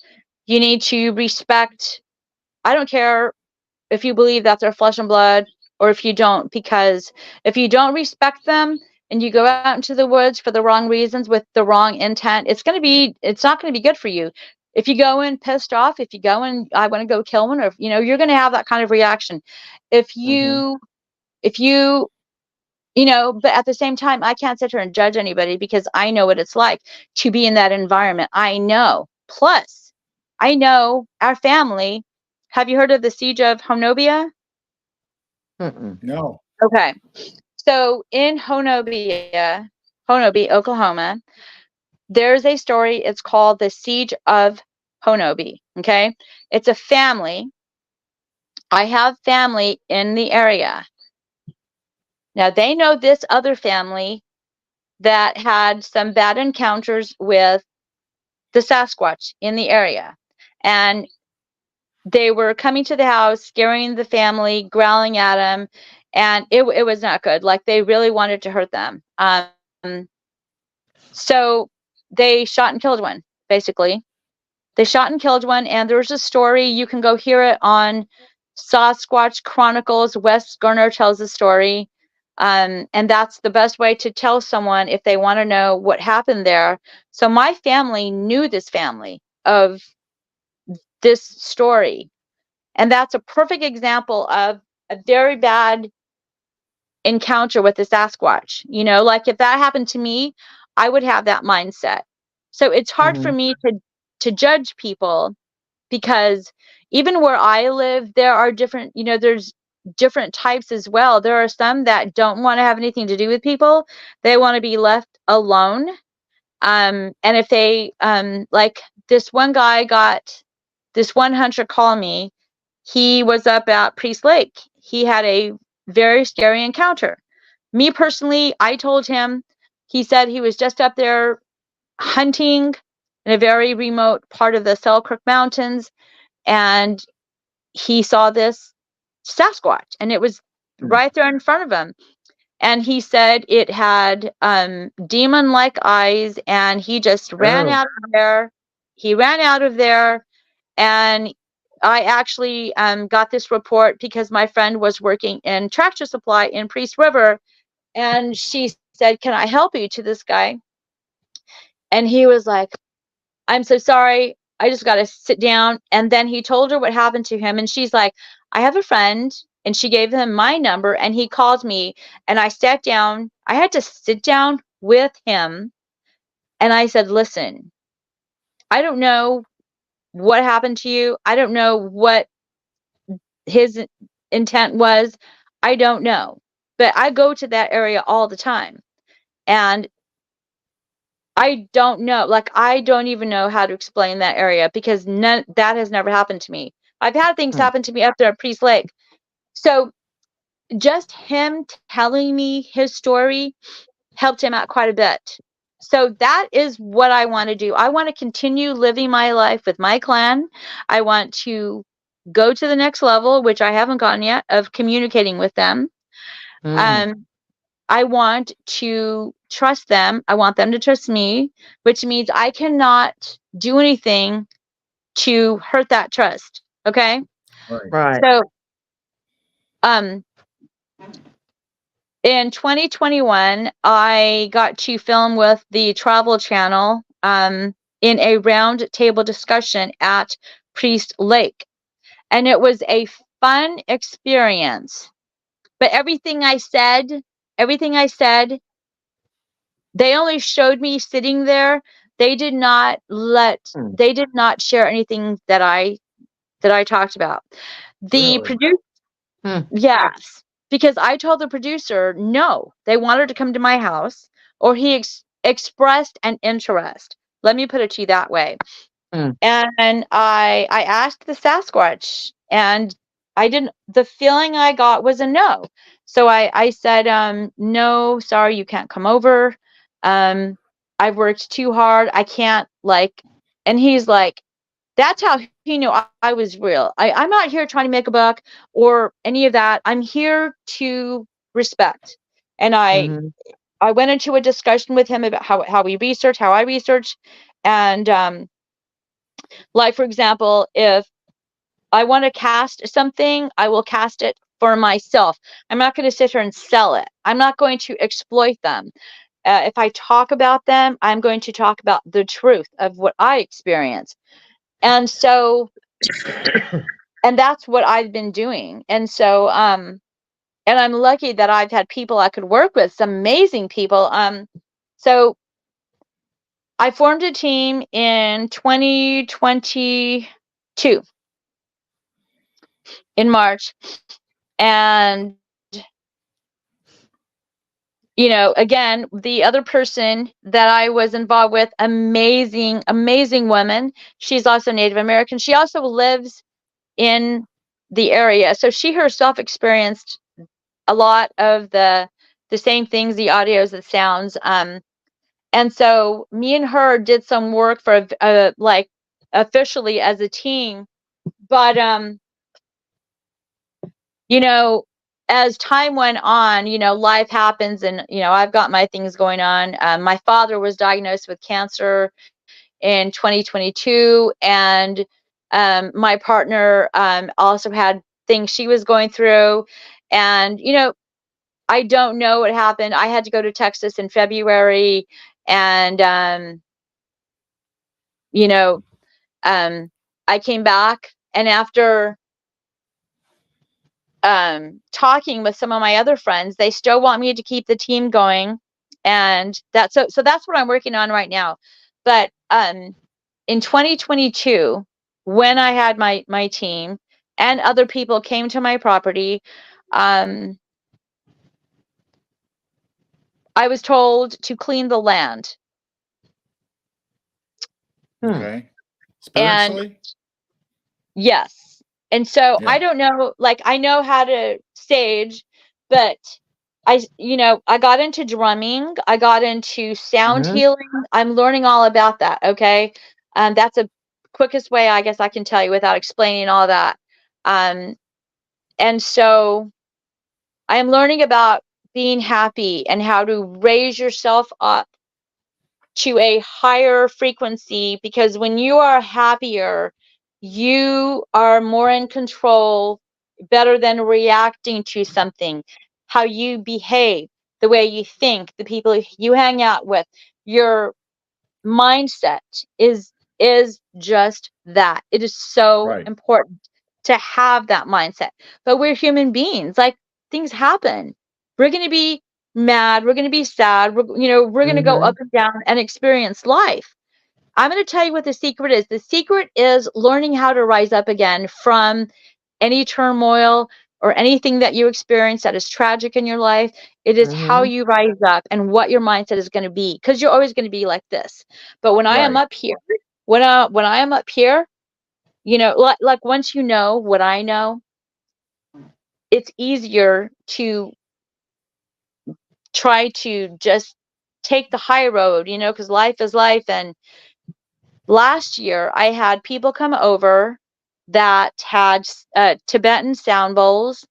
There was one girl who did that, and then her friend had the tuning rods. So they came over and they walked on my property and they did the sound bowl and the tuning rods, and the sound, the frequency that puts out. Look it up. Amazing. There's different sizes of bowls. So whenever you see someone talking about sound healing baths, don't laugh about it, because I used to go, oh, okay, kumbaya, whatever, y'all. No, no, it's very real. And again, our intent was to go read the land. So I followed them. They found 2 portals on my property. They found the part of my property, which in the back of my property, there are these mounds. And I have gotten sick back there. She turned around and she said, oh, that's a burial ground. What? She says, I think that's a burial ground. I'm like, this, what? This is the first time hearing about it. And she said, well, you might want to like research that. And then then the other girl, my friend, amazing. She is like a healer of sorts. She found a lot of land spirits that were attached to me. So again, we're talking about elementals, land spirits. And she sent them on their way, I guess. And she started crying. And then I started crying. I was so exhausted that day. And then the next day they came back over, we did some more work, and we went up on the mountain and we also did some more work. And then we came back to my property. We were staging each other because, you know, we had stuff going on, and my partner was like, ah. And so we're trying to stage each other, and I was drained emotionally. Stuff had happened. I could feel a cleansing of some sorts. I was just really, really tired. And then another person who was on my property said there's some tree peekers. And I looked over there. You could see 2 or 3 heads peeking out. And I said, I'm going to take your picture. So I got my phone and I started taking pictures. And I have those photos somewhere. And I think they're pretty good. People have seen them in there. So last year, you know, that happened. And then in October, our team spoke at in Toppenosh. Like Toppenosh, they're having it this next Friday. I wish I could go. It's in Yakima, Washington. It's at the casino there. They're going to have some really neat speakers there. I can't attend that, but our team did speak there, and it was like magic. I got to meet the people from Forks, Washington, and we just had this connection. And they said, we loved y'all's speech up there. Like, you guys are the real deal. And I was like, yeah. Like, like when someone tells me that, I'm like, yeah. It's funny, when someone says y'all are the real deal, I was like, okay. It's funny. And so that was in October, and I spent a lot of time. I bought a Jeep because my partner at the time had a Jeep, and I just fell in love with it. So I got a Jeep, and I spent a lot of time up in the mountains and picking huckleberries and working on my fear level. Again, it's all about your level of comfort. What do you want? You know what's happening. You're in control. My intent's good. Respect. Now let's see where we're going to go with this. And then I went to Phenomicon in Utah because my mom lives in Utah and my family. So my best friend, not my research partner, my other friend who's not into Sasquatch, went with me to Phenomicon. And I think it was the couple of weeks prior is when that all happened on my property, where we saw the Sasquatch and we did the cleaning of the ley lines. Have y'all heard of that?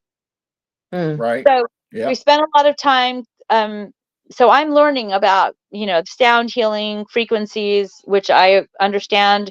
I had the opportunity, I was given 2 tickets by a friend, and they were expensive tickets. And she said she couldn't go. And I was like, I'll go. So me and my friend went. And I spent a couple of days with my mom. Then we drove to Vernal, Utah. And on the way down, I was talking to my friend about my dog Star, because she has this lump here, like between her front legs. There was this tumor that's been growing and growing. And I was sensing something, I was sensing something. And I was talking to my friend. I was like, she's doing, she's doing these weird sounds. We had this discussion. So on Thursday, when my friend, we were running late, and there was this speaker, one of the Skinwalker guys was talking, and I wanted to go see the Expedition Bigfoot, because I had met Dr. Myra Mayor from Expedition Bigfoot. And I wanted to go talk to all those guys. Adam Davies was there. All these guys are friends of mine. So my friend said she would go check into the hotel, and then she came back, and I was trying to hear this guy speak, and he was at the end of his speech. And then my friend came into the convention center, and I said, come on, let's go over here to Dr. Myra Mayors, because I wanted to go talk to her about something, because I had filmed with her. I had met her in 2021, the prior year. Was it the prior year? Yes, the prior year. And she says, I want to go to your house. And so she gave me her email address, and I never followed up with her. So my friend is like, no, let's go over here. And I'm like, where? There was a lady called Rebecca Foster. And she is she's known worldwide. I didn't know who this lady was. I do now. I said, okay. And so I'm walking over there with my friend to this table, Dr. Rebecca Foster. And she looks right at me. And I have like 6 friends around me. Adam Davies is calling me, hey, he's got a shirt he's trying to get me to look at. And I'm like, hold on, I'll be over in a little bit. This lady looks at me with her eyes, and I look at her, and she's like, I see your Sasquatches. Oh, wow. Oh. What? Wow. I'm like looking around. My friend looks at me. My other friend, Stephanie, her and her husband are filmmakers out of Utah. He owned the LDL's Film Festival. He's a childhood friend of mine. And they're all looking at me, and I go, what are you talking about? She goes, do you have a white wolf dog? And I'm like, yes. Her name is Star. And she says, well, your Sasquatches say that she's sick and you need to take her to the doctors. Oh, and they want maple syrup. And they're telling me there's this stump there somewhere. And she's like, there's 5 stumps on your property. I'm like, shut up. Shut the front door. Wow. I'm like, who talked to you? And she's like, look, it's okay if you don't believe me. This happens to me all the time. I'm like, okay, are y'all witnessing this? My friend Stephanie is filming this, I think. I'm not sure. And I'm like, who told you I had a dog? She's like, your Sasquatches. And then I got this feeling that I could trust her, and I'm looking at her. And then I get emotional, and I'm like, we just talked about this. And I said, my dog has cancer. And she's like, go home and take her to the vet. But your Sasquatches, they want maple syrup. I'm like, why? Maple syrup, why? And she's like, I don't know. And we talked a little bit more. And then I saw this guy looking at me. And my other friend says, that is so-and-so. I'm not going to say his name. And she says, come on, I want to introduce you to him. And so I walked away from Rebecca Foster's booth. And I ran into her a couple of times. And it was just really, really amazing. And I believed her. Like, it took me a little bit, but I believed her. And everybody was just like, so everybody was like, they witnessed that. I confirmed it. I was like, yeah, I have a wolf. A Malamute. She's not a wolf. And her room was overflowing when she gave her presentations.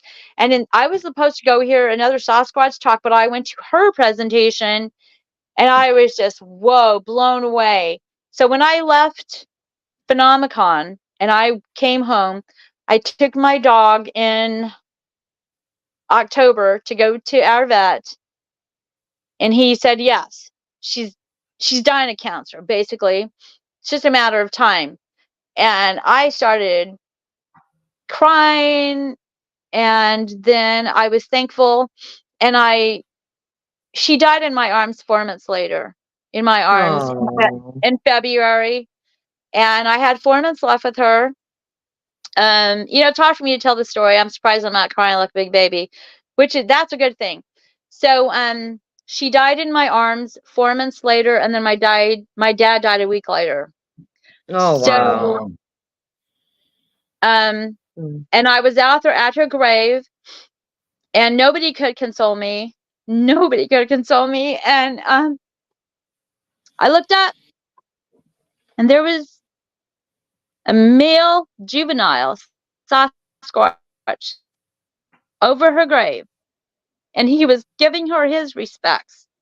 His hands was down like this. He looked like a gorilla from the zoo. I'm just going to tell it to you, even though I don't think they're primates.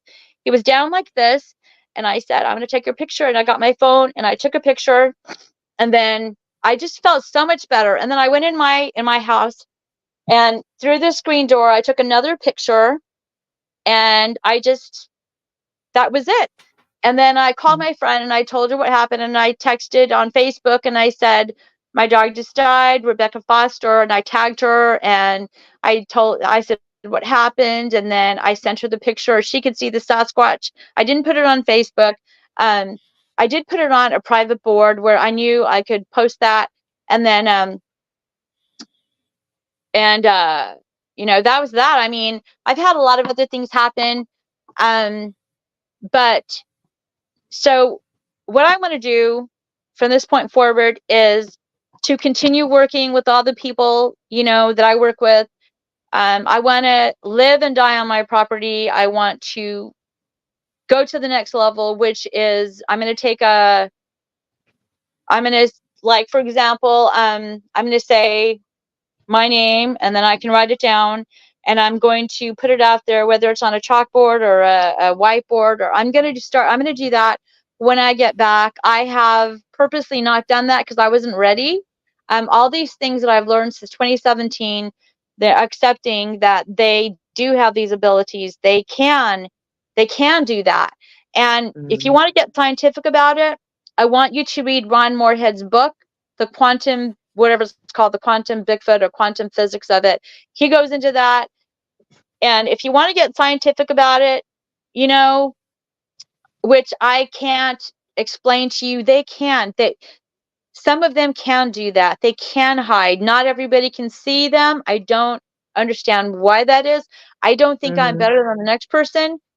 And I think that's what caused a lot of problems in my current relation. Well, I don't have a lot of problems, just with, like how people look at you and go, well, how come I don't see anything? I don't know. And these people do believe that they can hide, they can cloak, they do have these capabilities, but they can't always see the things that I can see, or a lot of the other people that can see them. I don't know. I don't have all the answers, but I know one thing. Right. I just want to continue living this life. I want to continue, I'm not here to prove anything. If we go and I take reports, I might go visit someone to help them, because that is what we are about. That, I get a lot of gratification just helping someone that way. Also last year in 2022 at Meadowlink Falls, we had a table there, and my partner, she's so smart. She had this book, and she had painstakingly very intricately put this neat book together with a lot of her photos, some of the things we had done, and she had meticulously recorded these events. You know, I'm so ADD, like, you know, for me to sit down and do that, I got to drink some wine and really concentrate, you know, to do that. She's very talented. She's very smart. I think they like her better than they like me. um, and she also lived there. And you know, people would come to our tables and they would just talk to us. And that is what I want to do, what I want to continue doing. But I am still learning myself. I want to go to the next level and try to connect with them. I also started sleeping out in my woods. I've only done it 3 times. And if my husband were here, which he's not, but I can hear him now saying, "That's not sleeping in the woods." Okay, I slept at the tree line, okay? But when I get back, he set up a tent. And he said, first he put it in the back. And I said, do not put it in the back right side, because that is sacred. That's sacred back there. I don't know what's going on with that. He looked at me and he goes, "You see this 5 acres? I own that." I said, yeah. That's not what I'm saying. Okay. What I'm saying is that, never mind. I just don't want it back. You know, like he doesn't get it. And so I had to take down the tent and reset it up. And I'll be honest with y'all, I did not stake it down because I dragged it too closer to where the lights are. Okay. Yeah. And I slept out there. And the only reason I got some sleep is because I took a sleeping pill or whatever I took, which was stupid. I woke Tequila. up at 4 a.m. Yeah, tequila. Okay, I had some tequila. And, well, of course I'm not going to hear anything. I was out like a light. And I woke up at 4 a.m. and I was like, oh. And it's summertime, so it's getting light out like at 4:30. So I stuck my head out. I could see my RV, and I'm like, you chicken shit. You chicken shit. I started laughing, and then I stood up, and I was like, okay, I'm going to move it back into the trees tomorrow, tonight. And I'm gonna go a little bit further in. So that night, I put it a little bit further out. My husband was laughing. He's like, just put it in the stupid woods and get it over with already. Why don't you? I'm like, are you going to sleep with me? He's like, why? I can sleep on my bed. I'm not trying to talk to like you are. I was like, okay. So I moved it over a little bit, and then I moved it over some more. And he goes out there and he pulls it in the woods. I'm like, oh, hell no. He's like, Cindy, you'll be fine. I said, okay, so you'll sleep with your window open in case I scream, you'll hear him. He's like, yeah. So that night, I got into my tent and I was terrified. Okay. Now I know that if I am terrified, I'm going to hear the things I understand, nothing more. Okay. So I heard some wood knocks. I heard some distant sounds, but nothing that was going to scare me because I am not ready for it. And that is how it works. Now, you know, people have encounters you'll hear all the time, and people will ask me, well, how come if you are not ready, then how come other people have these encounters? Well, that's because they're not trying to thereby surprise, or that's a whole other different topic. But I'm trying to connect with them, and they know my level of comfort. So I tell people, if you go into the woods being fearful, that's the kind of experience you're going to have. But you got to be smart too. Like, you got to be careful anyway. So just try to be respectful, try to have fun with it, try to be honest and with your intent, and be careful who you bring around. And so that's kind of where I'm at right now. And, you know, it's been a long, crazy road. And I've had a whole year to, well, yeah, pretty much a whole year. I want to give a shout out to my former teammate. They have a team now. And you guys will want to go to their Facebook page because they are doing some amazing things. But that I'm not here to prove anything. But you can learn from them. You can learn from them and what they are doing. If you go to Facebook, I'm going to go ahead and just say their names because I think they're amazing. I think their team is called Legacy Discoveries. And you can find them on Facebook. And it's Angelique and okay. And you can also find them on Facebook. And they're doing some amazing things. So you might want to go follow them. I think you said you were going to be interviewing them soon. Coming on in November. Okay.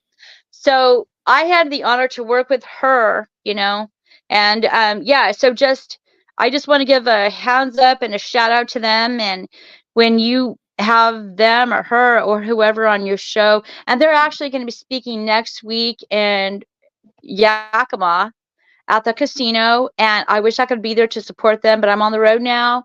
I'm actually I'm in Illinois, as you know. I will be leaving in a week, and we'll be headed to Arkansas off the White River visiting more family.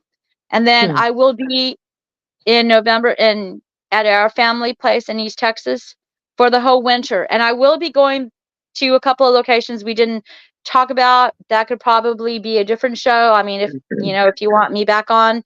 And absolutely. Definitely. I'll be going to Brown Springs, and that's another notorious area where they've had all kinds of things happen.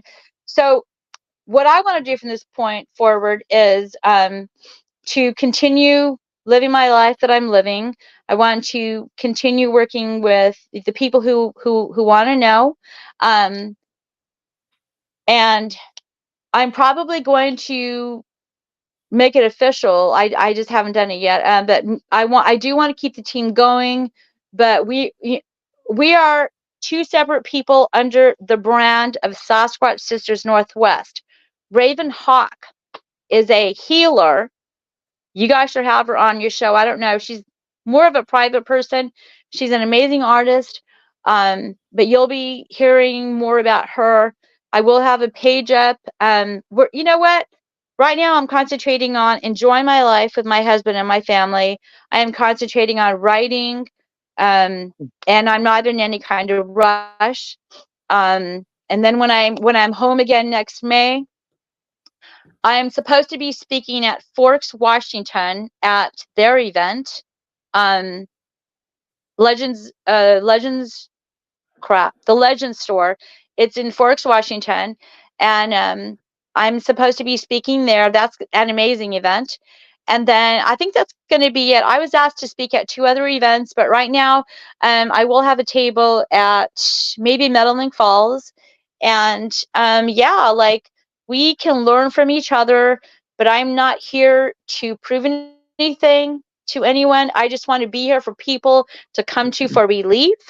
And I talk about when you go out, like, for example, there's this place that we found not too far from where I live, and we called it the Longhouse. I don't think I sent you those pictures, but there are massive structures, and I crawled into this one area, and, we took some pictures, and I have had so many people look at these photos, and they can see all kinds of things in there. And I've gone back there. I apologized to them. I took them some tobacco. And I said, I'm sorry, we didn't respect you. I didn't when I went into your house. And, I was sick for like 2 weeks because of that. At least that's what I was told. And it's all about respect, your intent, and the journey, because it's a beautiful journey, but there's also dark there's also dark parts to it, because there's other things out there. And if you want to go out there, you need to accept that there are other things out there. You can't say, well, there's no dog man. There's no dog man, but there's only Sasquatch. No, sorry. Now, I haven't talked about Dogman, but I believe that night that a Dogman came with a Sasquatch by my house because my friend, I didn't tell you in the story, a week later when we were gone up to Priest Lake, he saw it again that weekend. A week later, he saw it that weekend. He saw what he calls a bear. He got his phone and he took a picture of it. I have a picture of it. It's one of those blob photos. But I could see it. A lot of people could see it. It's the back of a Sasquatch walking away. But yet, what he described, what he saw was a dog man. So, and then I had my place remote viewed from that night, and they said that there was a couple of Sasquatch and a dog man in the area at that time, and they couldn't tell me if they were together or what, but they said the dog man was at my neighbor's house, and a Sasquatch is what banged my house, and what was also at my house when it slapped my house that night. So it's a lot, and I sound like this crazy person, but it runs really deep, and there's a lot that you can learn. What we didn't touch on was photos, pareidolia, because the Sasquatch can change your photos. They can erase a photo. They can do whatever they want. And I can bring on my other partner. She will tell you, and other people like Robin Haynes McCrae. Everybody knows her. She's helped me. She's helped me with my property. You ask her, she'll tell you. She's helped us. Yeah. Okay. Yes, that's right. Yes. And me and you have talked. So I am not here to share, because I will tell you what, a year ago, I shared a photo, and I'll just tell people this because I am all about learning. I took a report of a lady and not too far from where I live, and I went to this property, and I think it was private property. I thought it was state land, but the people who own it now will not let you come onto this land. But it's at that time, it was 2017. It was summertime. I went. This lady was basically walking her dog. She had to cross this, I think it's a dry creek bed, and then because it was summertime, and she found like this teepee. And it was a neat structure because I hiked in with her. It wasn't that hard. I parked my car in the town that's over next to me, and I walked in with her. And she had her dog with her, and she told me the story. And I walked into the teepee, and I looked at it, and it was intricate, okay? But it also had, like, it was cut off, like if a person cut it with a saw. There was human components to it. There was also a fire pit inside of it. Again, human built. So I told her, well, I don't know, like, I don't know, but I wouldn't hang around here because something happened, because I looked at the dog. I always look at the animals, and he was fine. And I said, well, I think it's time that we go now. And I turned around and I took a photo of it. And so this photo is nothing but a teepee, and then there's other elementals in the background. You can see it so freaking clearly. And then guess what happened? That photo showed up again years later. I've never seen this photo after those first couple of days. I did put it on a local page, but I think I deleted it.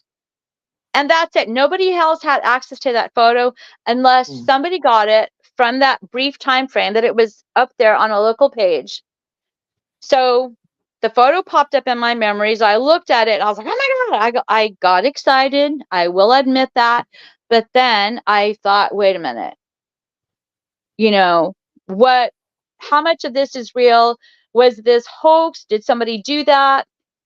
And so I like to teach again. So I made the mistake of posting that photo on my Facebook page. And I was very clear when I posted it of what it was. I told the story, and I said, I've never seen this photo again. And it's popped up. There's a Sasquatch morphing out of the tree, out of a pine tree. Now, And I put on there, I did not do this. I don't know who did it. I don't know if somebody did this. I don't know if this is real, but I know that the Sasquatch can manipulate these photos. And then I sent this photo to a couple of my friends, and they said, don't show this photo on Facebook. I did. Well, it got twisted, turned around. The next thing I know, I'm being called a liar and a hoaxer. I don't know. I'm hearing bits and pieces of this. And I could not believe it. Wow, Cindy, you're the object of gossip now. You're a liar and a hoaxer. Normally, I wouldn't care. I don't care about what someone says about me because I don't know. I didn't lie. I didn't do it. I told the truth. And then I had to explain myself again in a post. I reposted it and I re-typed out. And then the photo went viral. And then people were acting like they didn't know me the next couple of months. And so, whatever. And I didn't have time to deal with it because I knew my team, we're going into winter now. I'm having to deal with my dad. I don't have time for this. So I was yesterday's gossip, people always still gossip about stuff. So then I had to go. My dad died. Like I said, I experienced all that I did last summer. No one can ever take that away from me of what happened to me last summer. Rebecca Foster will tell you, Robin will, all these people will vouch for me. So I've lost people now because people were told if you associate with her, your credibility is going to go down. So I went through that this last year, and now I know very well who thinks that of me, and that's totally fine because we're still friends. But I know very well who thinks that of me. Oh, hey, when you are as on the level that I am and you go around people, you can feel people's energies. You cannot lie to me. I know when you're lying to me. If someone said to me, oh no, I defended you. No, you didn't. And that's totally fine. So I was down and out from having to deal with my dad's death. People were kicking me, and then it died down. And the whole time, other people who know me were standing up for me. And I really do appreciate that, but there's no need because it doesn't matter. The truth the truth is the truth of what you experience. Right. The right people will come into my path. And so, life goes on, and that's fine. It still rubs me the wrong way. But again, rising up, if I wake up and I start getting angry about that, and I start thinking about, like, why are you still friends with them on Facebook? Well, again, my vibration is going to come down. Forgive, move on, get on the highway. So that's what I'm I'm kind of past that, and I've talked with people. I have people that want to make this a massive thing and make my brand massive, but we're not going to do that. Raven Hawk, who from the beginning was defending me because she was telling people, oh, I think me and Cindy are going to do some work together because we live close by each other. And I was actually going to ask her to join my team, and I don't know why I didn't. We just got so busy, and I wanted to keep it small. And then that kind of just evaporated, which is fine because, people move on. They want to do different things. Right. And then, but now it's been a year, and I want to keep doing that. And we will see as we go how it's going to be.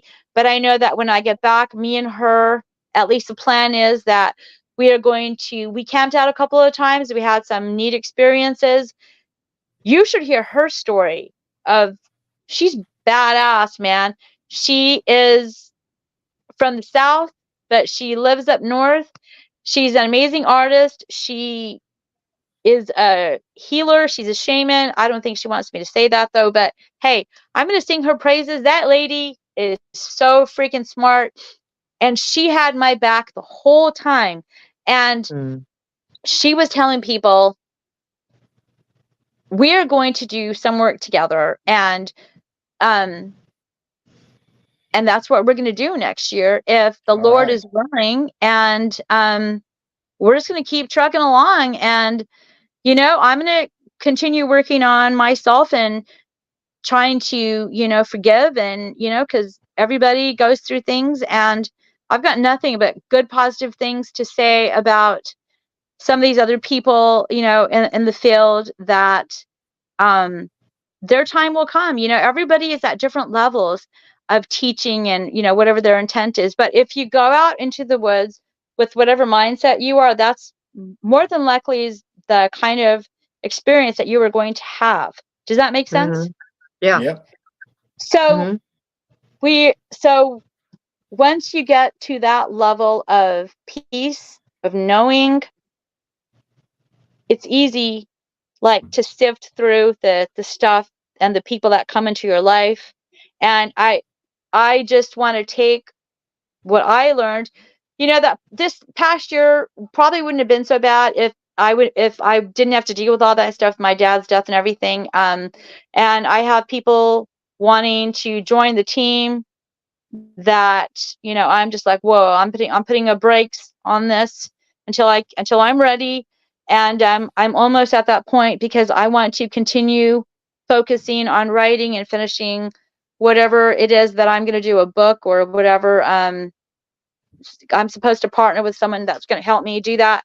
And so that's what I'm trying to focus on right now, because we don't do a lot of research, up in the mountains in the winter times up in North Idaho, unless you like live on a property, like if I go up outside and if I hear a new sound, I'll share that, or new gifts, or this happened.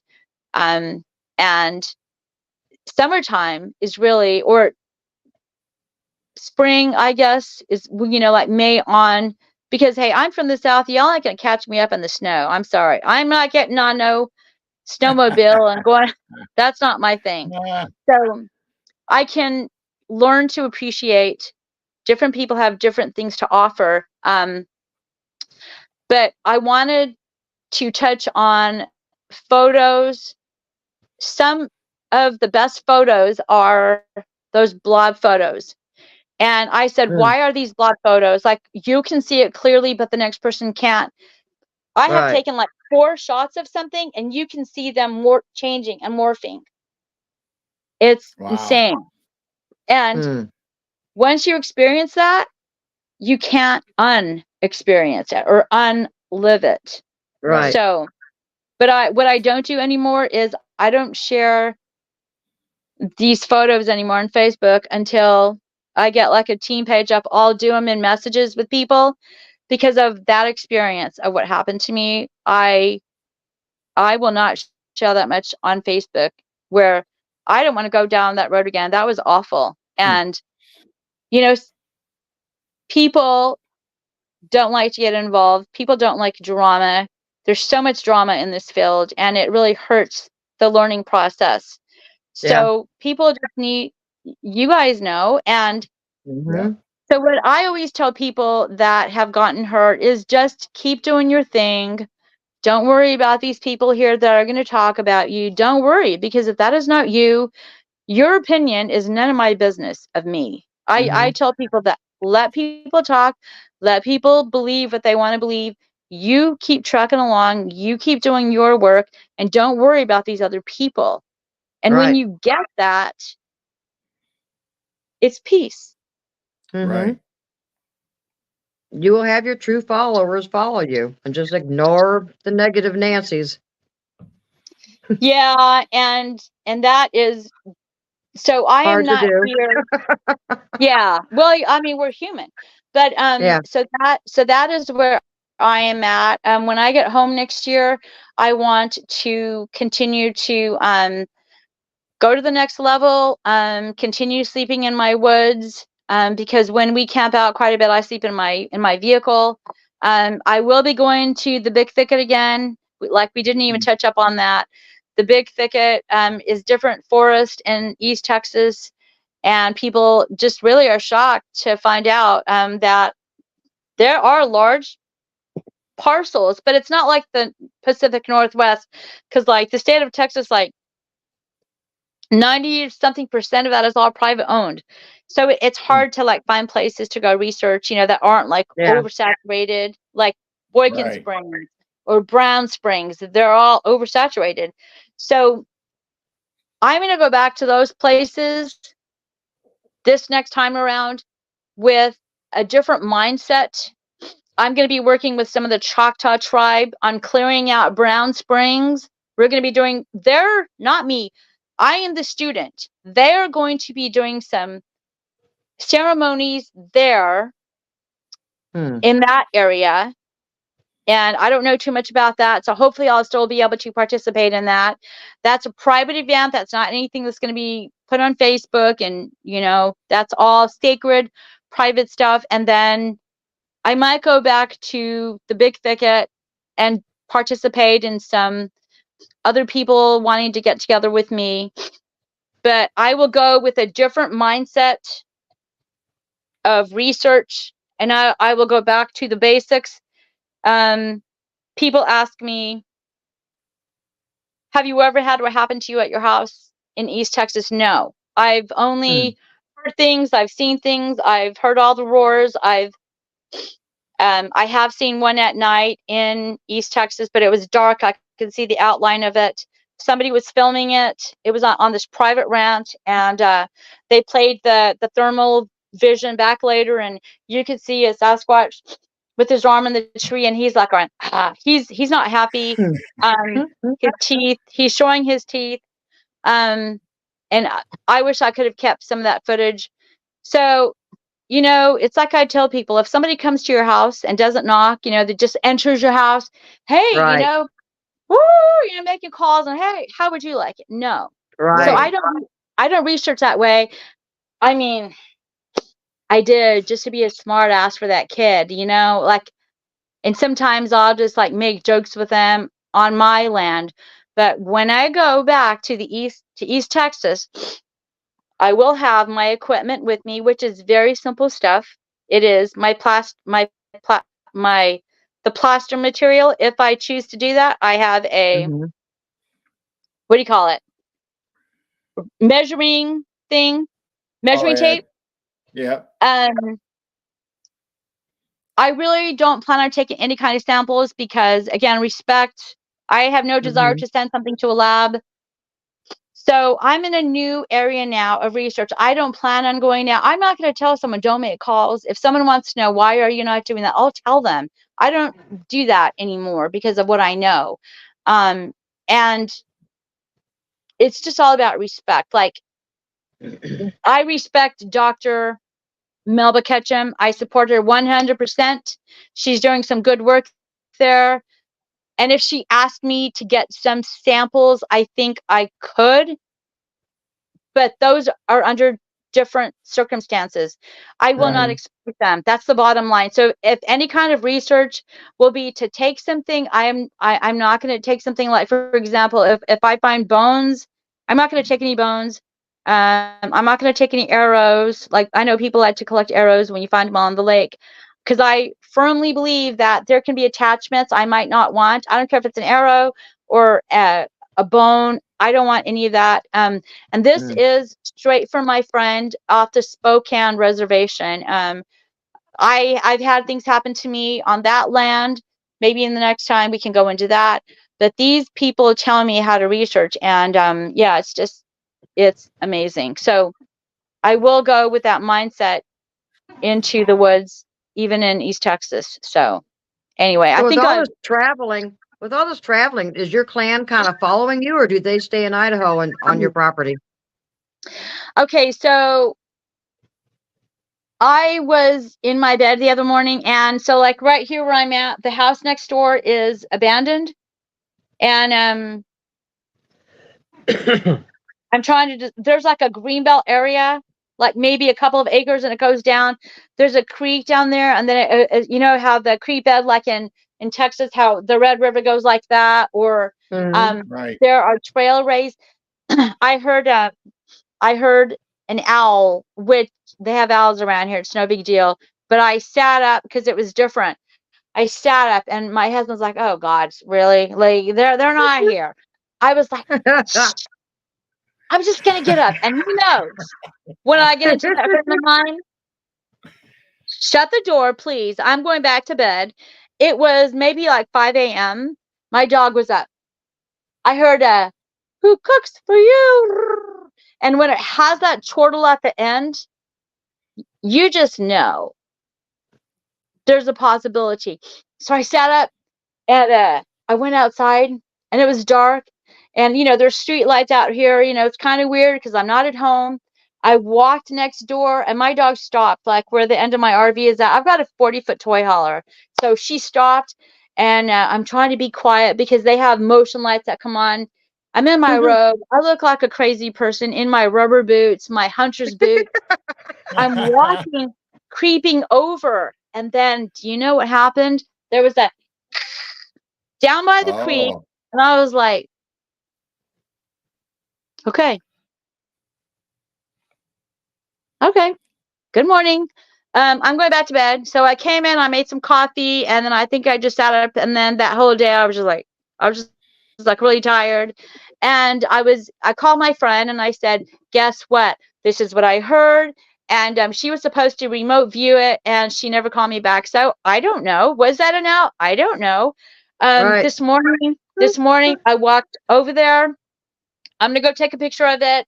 There's a branch that was twisted around completely, and it's hanging down because they were out there trying to put up this one of those jump things for the kids, and they're like, look at that branch, it's going to fall. I said, that is not going to fall. Look, it's twisted over, it's not cracked. And my cousin said, oh, Bigfoot did that. I said, hey, I don't know. And so they're moving it because there's the telephone lines or the power lines up there. And then there's this oak tree, and it's got this thing that's twisted down, but it's not broken. And I don't know. You tell me. I don't know. So again, y'all can find me on Facebook, Cindy and Bueno Goodbrake. When I have a page up, I will let everybody know. But we're not here to go to all these conventions. We're just here to. Raven is really smart. She's her own person. She has her own beliefs, which are pretty similar. I have questions. She helps me understand. Like she helped me along this journey of, because I was mad like all year. I was like, oh, so-and-so hurt my feelings, and oh, that person. And she's like, so what? Mirror self. I have learned so much from her, from my other partners, from other people, and we all have to love. We have to love. We have to have a desire for peace and for truth, but you also have to be tough, and you also have to be a lion in this field, and that is what I am. I am learning. Have y'all heard of Kelly Rainbow Butterfly? No. Okay. She's an amazing friend. She's another friend of mine that I have known since 2008. And she has laughed at me because she has seen me evolve I would call her, Kelly, what's going on? This happened and this happened. And she's like, Cindy, I already told you. I'm like, oh, they can't do that. I'm sorry, that they can't do that. She's like, well, I can't help you. It's funny. So every year she has these events ever since 2000, maybe at least 5 or 6 years. And it's called the Sasquatch Psychic Family Reunion. Just amazing. And I was able to attend it last year. And I met some amazing people. I learned all about more on the sound baths, more on the research. I met other people that you've never heard these people's names before. I learned about auras. I learned about numerology, just everything together. I met this one girl who looked at me, and in the beginning, we kind of rubbed each other the wrong way. She goes, be quiet. I said, excuse me. She goes, just be quiet. Because, I'm a joker and I like to. And she looked at me and she goes, they said to be quiet. I said, who? She goes, your client said just to be quiet. I was like, yes, ma'am. And then we had this exercise where you have to look in the person's left eye.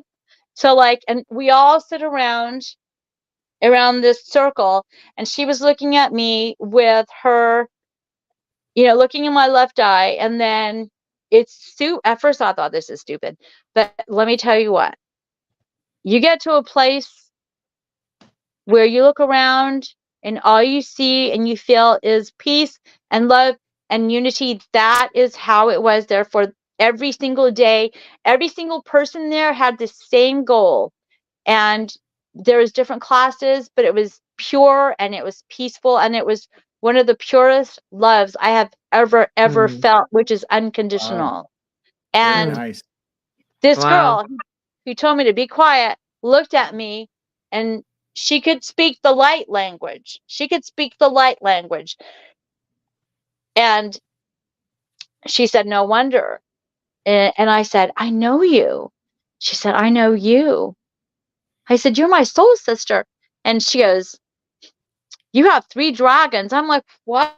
She's like, oh, that explains. I was like, she goes, you're feisty like that. You have 3 dragons. And she's like, they're all over here doing this right now. And I forgot. She said, I see a yellow dragon or something. I'm like, what? What are you talking about? So we talked later. I'm going to hopefully go back to Kelly's event next year, so I can meet up with these same people, because I just scratched on the surface of the possibilities. Dragons are real. I don't know anything about them. All I know is that she said that she saw 3 dragons with me. I know I sound like this crazy person that needs to be locked away.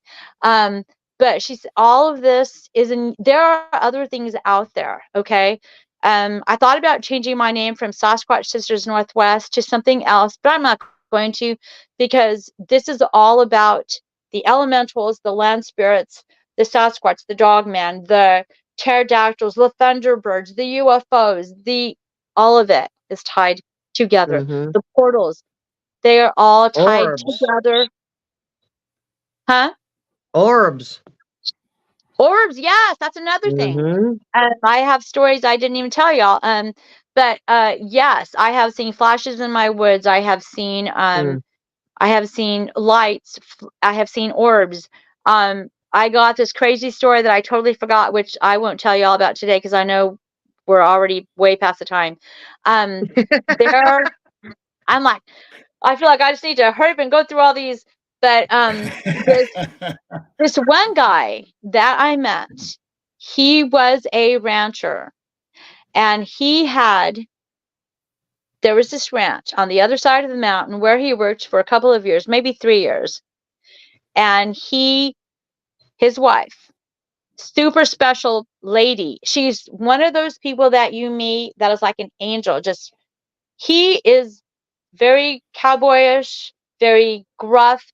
He contacted me from Facebook, and he said, I need to talk to you about what's happened to me.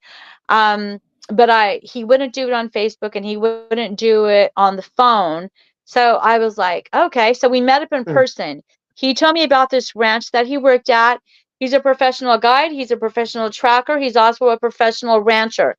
He lived in Nevada and Colorado, where he had these crazy encounters, which I won't even go into. Then he came to this ranch over here on the other side of the mountain. His wife saw a UFO. His wife and his daughter, he has 2 kids.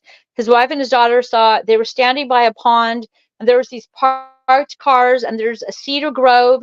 A red Sasquatch came out and just like made itself very clear in physical form, and it went back into the cedar grove, like, okay. And then she saw UFOs. There was an officer that saw a UFO on the same side of the mountain that I talked to. He's turning into a really good friend. He's supposed to hook up with us next year when we go out into the field. And as a sheriff in Bonner County of North Idaho, he has had some crazy encounters. And I was leaving, so when I get back, hopefully we're going to meet up. But this guy that I met him at a local restaurant. He brought his daughter with him. His daughter is a little bit on the spectrum, but she's super smart. She was well behaved, a beautiful young lady, but I could feel her energy. It was beautiful, and it was pure.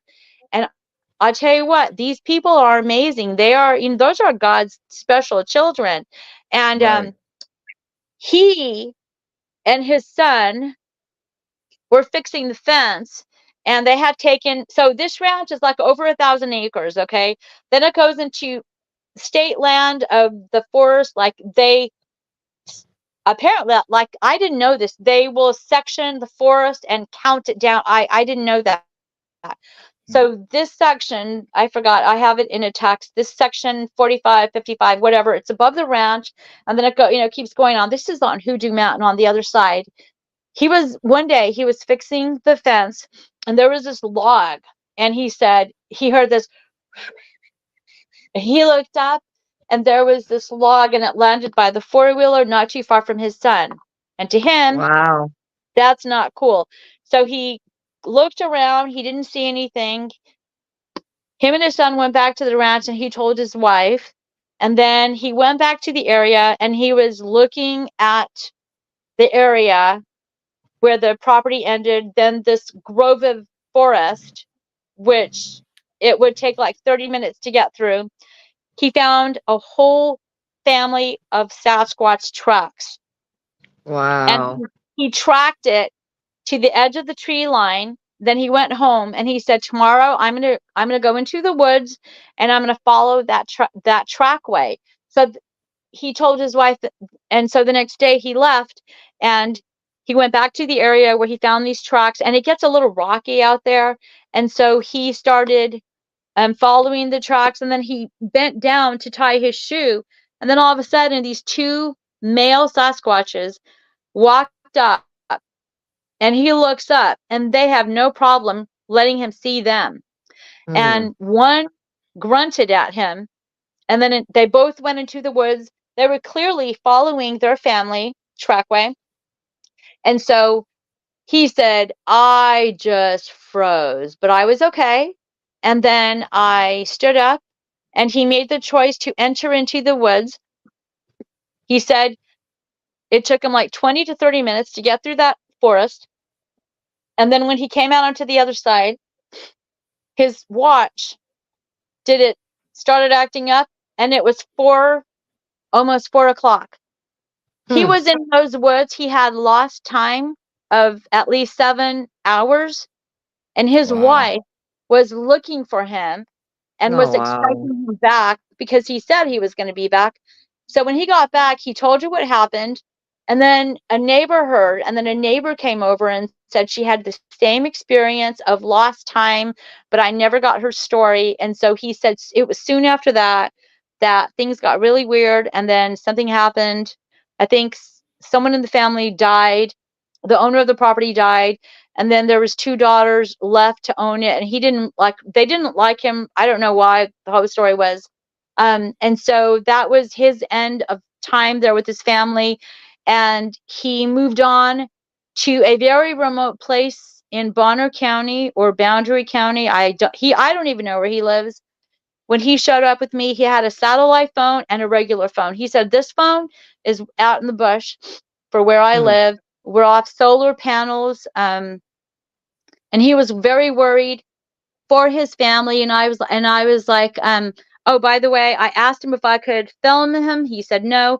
I said, can I record you? He said yes. So I ran my phone and I recorded him, and I have everything down in a recording.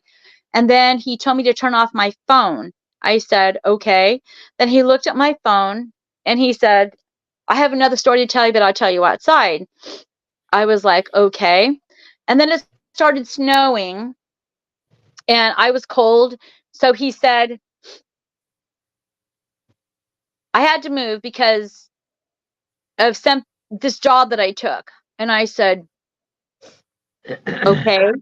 And he said that, he's a professional guide, and he said he would do things that weren't exactly legal. Like he would take people out on hunts when it wasn't deer hunting time or whatever, elk, and people paid him to take him out. And I said, oh, okay, so that's really not cool, but whatever. And he says, well, they would pay me $500. And this friend of his who was a game warden, so that was his fee, $500. He said this game warden who was a friend of his, who would call him for private citizens, they would hire him, and that was his fee. This ranger called him and said, I have a job for you, and it was in California. So he was living I don't know where he was living, but he went, he showed up, the park ranger or whatever he was, the woodsman, Right. There was 2 other guys with him, and they were dressed all out like in military style. And they had weapons, and he looked at his friend and he's like, "What's going on?" And he said, one of the guys stepped out of the line and said very gruffly to him, "Look, don't worry about it. We need you to track." And then the park ranger just kind of like said, so he said, "Listen, we're looking for a bear, and we're going to pay $5,000. But there's a mom and a daughter that are missing. So they found their vehicle, and they lost their trackway, and so that's where he comes in play." So I think they went on horseback to this one area. They trailered the horses to where they needed to go, and then they paid him, obviously, and he said, "We're looking for a bear, huh?" So he put 2 and 2 together, and he found where the trail ended, where they lost their trail. Then they found their way to this cave. He described the vehicle of the mom and daughter was like a hatchback vehicle. The windshield was not busted out, like if you were to break it and how it falls. That was not the case. Right. The windshield had been pulled back, like the metal had been pulled back part way, and they had been dragged from their vehicles, and there was blood everywhere. They found glass and blood at this cave area, I think is what he said. Wow. And these 2 guys told him and the park ranger, "This is where you guys go back, and I don't care what you hear, don't come back. You just get out of here." So he was like, looked at them, and they left. And he said, "I was 2 miles back to the horse trailer." And then he said, and he looked at me and he said, "Nothing scares me. Okay. But my horse, when my horse is scared, that's when I'm scared." He said his horse whipped around and it took off back down to the horse trailer. And I'm sure the game warden had to follow because horses are going to do that. And he said, "I heard the craziest guns going off, rifles." And he said, "I heard a giant roar." We're talking miles away, and it went right through me. He said, "I didn't think that was a Sasquatch. I think it was something worse than a Sasquatch, like maybe a giant." Or I was like, "What?" And he Wow. said, "I don't know." But they left, and 6 months later, this park ranger was found dead. Oh. And no. and he found the story of the missing mom and daughter, and of course it was not even described, just like a mother and daughter were found. And it was very basic. It was basically an X-Files. And he said that he was in fear of his family's life, and that is why he just couldn't keep doing that work at the ranch, and so they left. And we talk back and forth today. We share more notes. He was recently out in the field hunting or doing something, and they just come around him. And I'm trying to help him accept this. He's like, "I don't want nothing to do with it." He's had other Sasquatch sightings, tracking elk on a canyon. He saw a Sasquatch following this herd of elk. He's seen that a couple of times, and I was like, "I don't know why you're experiencing this," but because he's like, "We need to protect them." And he is reviewing his life. He has remorse for some of the things he's done, I think. He didn't tell me, but I can tell by the way he's told the story to me.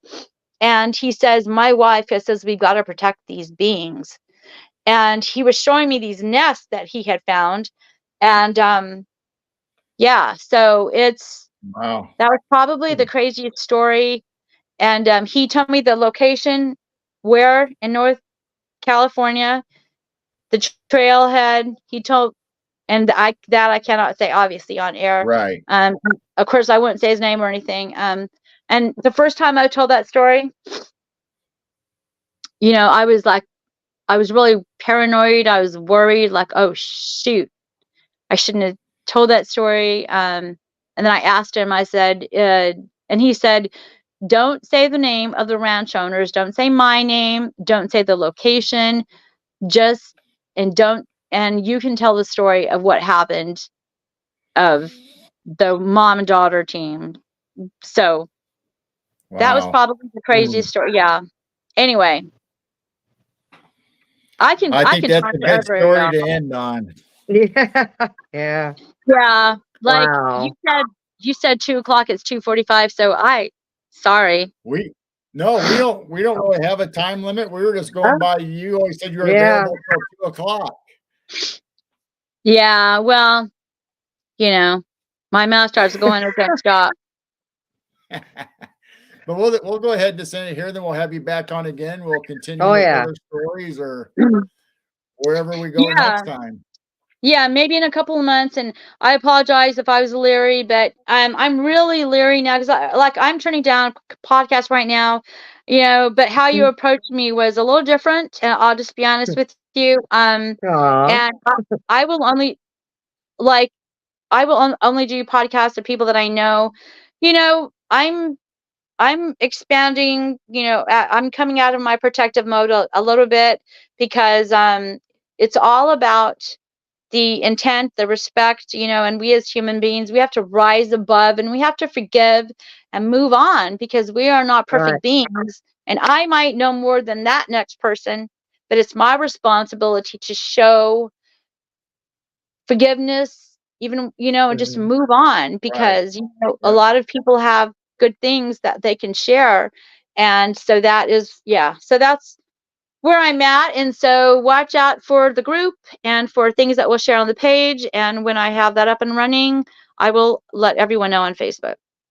All All right. right. Sounds good. And thank you for trusting us. I really appreciate it. Oh, yeah. And I will talk to you guys maybe tomorrow, and maybe I can figure out how I can run up there to y'all's place. And I don't Okay. know, you All can right. Hang show out. me around That'll be great. before I It's leave. supposed to Yeah. That'd be rain great. tomorrow, though. Yeah.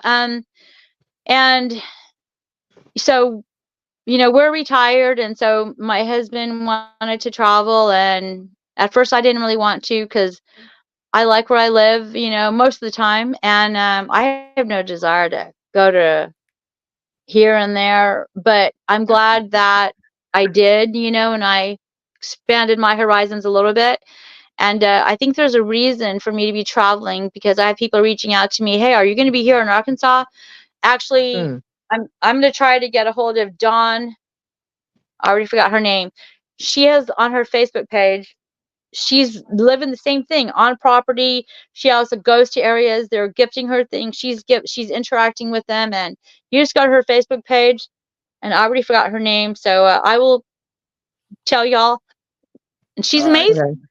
You know, this is happening to people all over the world. Mhm. They're wanting to connect with people. People are learning. People are expanding and growing and experiencing, and they're changing their mindset. Not everybody, but a lot of people. Hey, this can happen to me, it can happen to anybody. Because I was the worst. I used to make fun of those people. I'd be like, oh yeah, they can cloak. Woohoo, get off the crack, lady. You know, now I'm tired. Oh, So, man. well, thanks for having me on. Yeah. Thanks for being here. We loved Yes. having Thank you. you. Okay, guys, Just, thanks a lot. yep. Thank you. All right. We'll talk to you later. Okay, Thank you bye. so much, Cindy. All right, I'll call y'all tomorrow. All Okay. right. We'll be around. All right. Well, Well, thank you, everyone. that was wonderful. Thank you, Yes. everybody in chat. I'm sorry I didn't get a chance to spend a lot of time Yeah. Same here. I had talking no with you time or in chat. posting your stuff up on, but I tried to say hi to everybody that came in, and we appreciate you so much and love you in chat. And this was just such an amazing guest and stories that we were wanting to pay full attention to what she was saying so we could ask questions or concentrate on her story. But yes, this was just fantastic. We'll be sure to have Cindy back on, and if she Yes. releases her Facebook group and any YouTubes, we'll be sure to share it on Midwest Night Watchers on Facebook. And it's just been a great time. Awesome. Yes. Definitely been our longest show besides Night Owl. Yeah, night Right. owls tend to go long. Right. Well, let's let everyone go for now. We will see everyone. Speaking of Night Owl, we will see everyone tomorrow night at our Yes, Night we'll Owl be Lounge.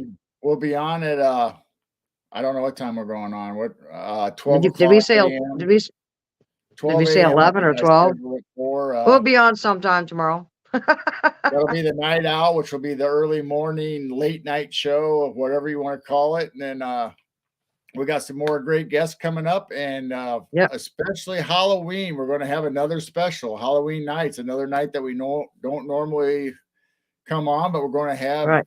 Neoma Neoma Finn. Finn, and she's going to be telling us some spooky and scary stories that night. So be sure Ooh. to tune in Halloween night for Neoma. So in saying that, we love you guys Yep. very much, and I think we've been on here long enough, and Mhm. we will catch you next time. All right. Love and peace, everybody. Bye. Love everyone. Keep Keep looking looking up. up. Yep. Keep looking up.